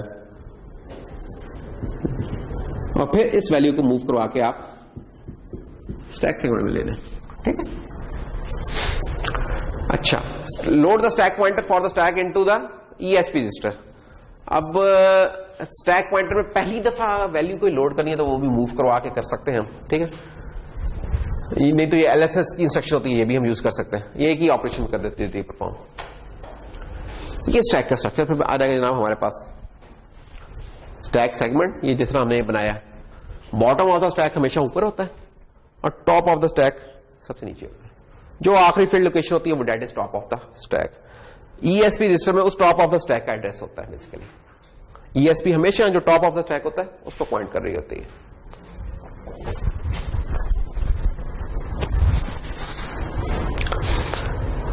स्टैक में होता क्या है, फिर पढ़ा क्या होता है?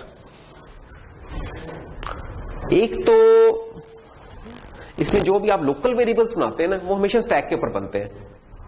सी लैंग्वेज में, जावा वगैरह में, किसी भी लैंग्वेज में जो लोकल वेरिएबल्स बनते हैं, याद रखें, वो डेटा सेगमेंट में नहीं बनते, वो आपके हमेशा स्टैक सेगमेंट में बनते हैं, जो भी लोकल वेरिएबल्स होते हैं आपके। ठीक है। फिर जो पैरामीटर पासिंग होती है फंक्शंस को, वो भी जब कुछ आर्गुमेंट से बढ़ जाती है तो वो भी स्टैक के थ्रू होती है। ठीक। तो ये सब चीजें जो सी है ना, ये यहां हो रही होती हैं स्टैक में।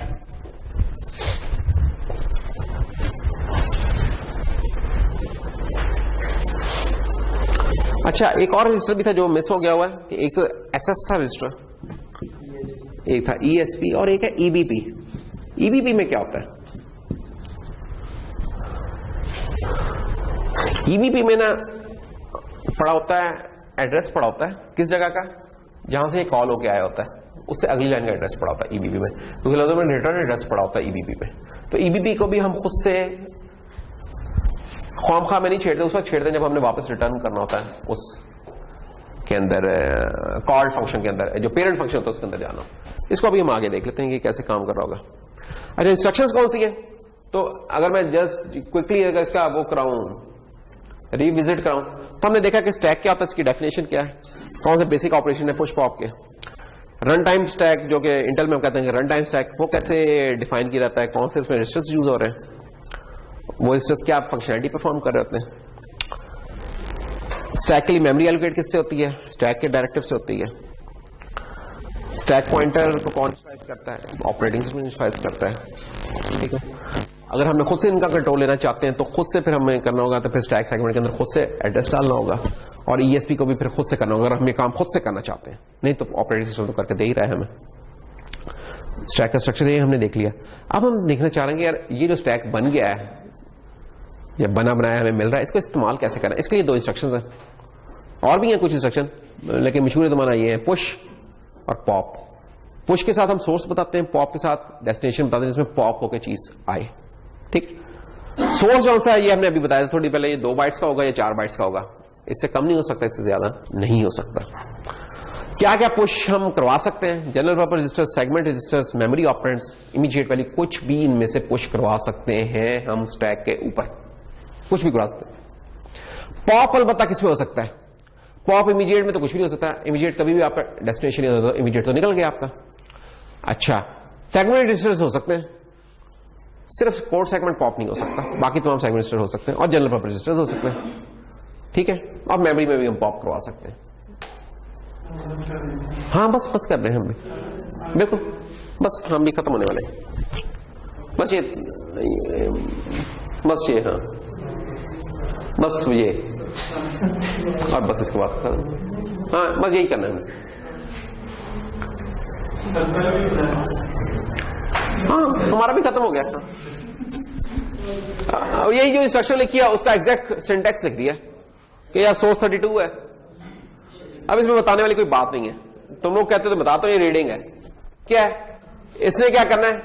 आपको ये पता होना चाहिए कि जो आप स्टैक बना रहे हैं उसका जो स्टैक पॉइंटर है वो फील्ड लोकेशन को पॉइंट कर रहा है कि अनफील्ड को कर रहा है। इंटेल के केस में हमने देखा कि फील्ड लोकेशन को पॉइंट कर रहा है।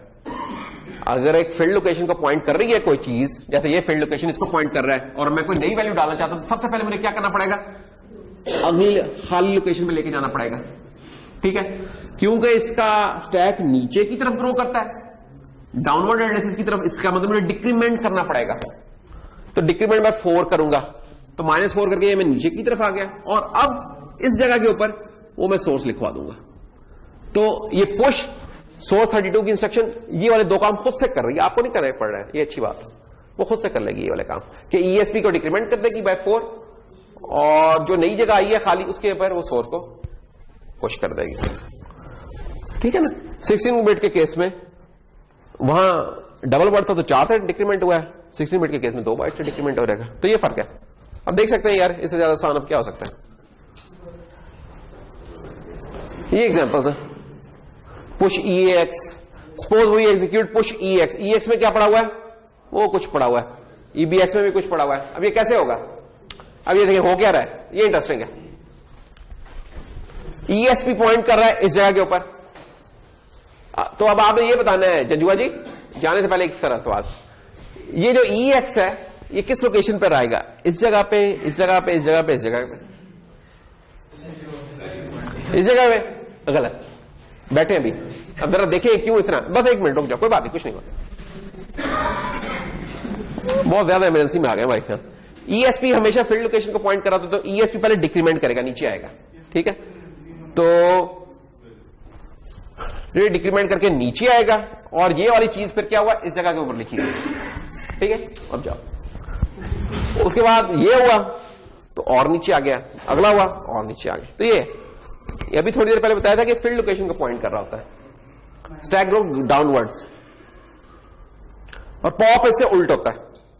पॉप में क्या करेगा, पहले वो उस जगह को रीड करेगा, और रीड करने के बाद स्टैक पॉइंटर को 4 बाइट से या 2 बाइट से कर देगा, डिपेंड करता है कि डबल वर्ड रीड कर रहा है कि सिंगल वर्ड कर रहा है। हाँ बिल्कुल सही, क्यों, क्योंकि डाउनवर्ड ग्रो करता है ना, इसलिए। तो अब इसी का उल्टा हो गया ये वाला काम, कि अब ये बताएंगे हमें बताने जा रहे हैं रहीम भाई, पॉप एसआई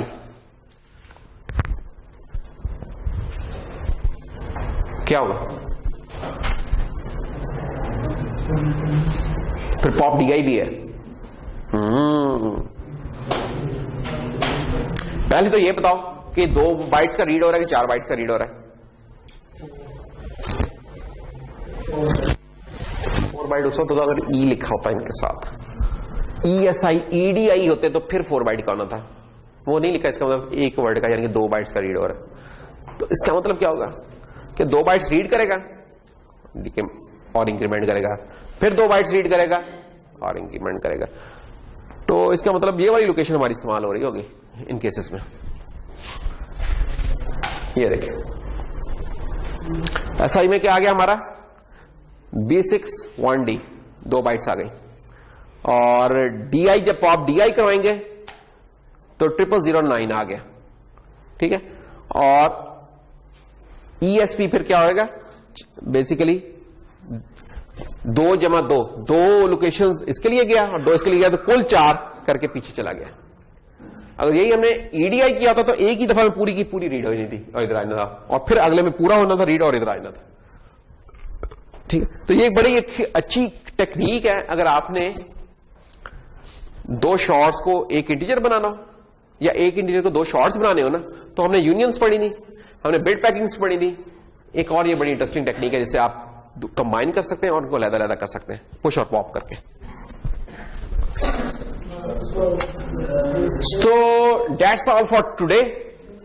तो ठीक है, हम इधर स्टॉप करते हैं और नेक्स्ट आइटम पर जाते हैं हम अपने। Thank you.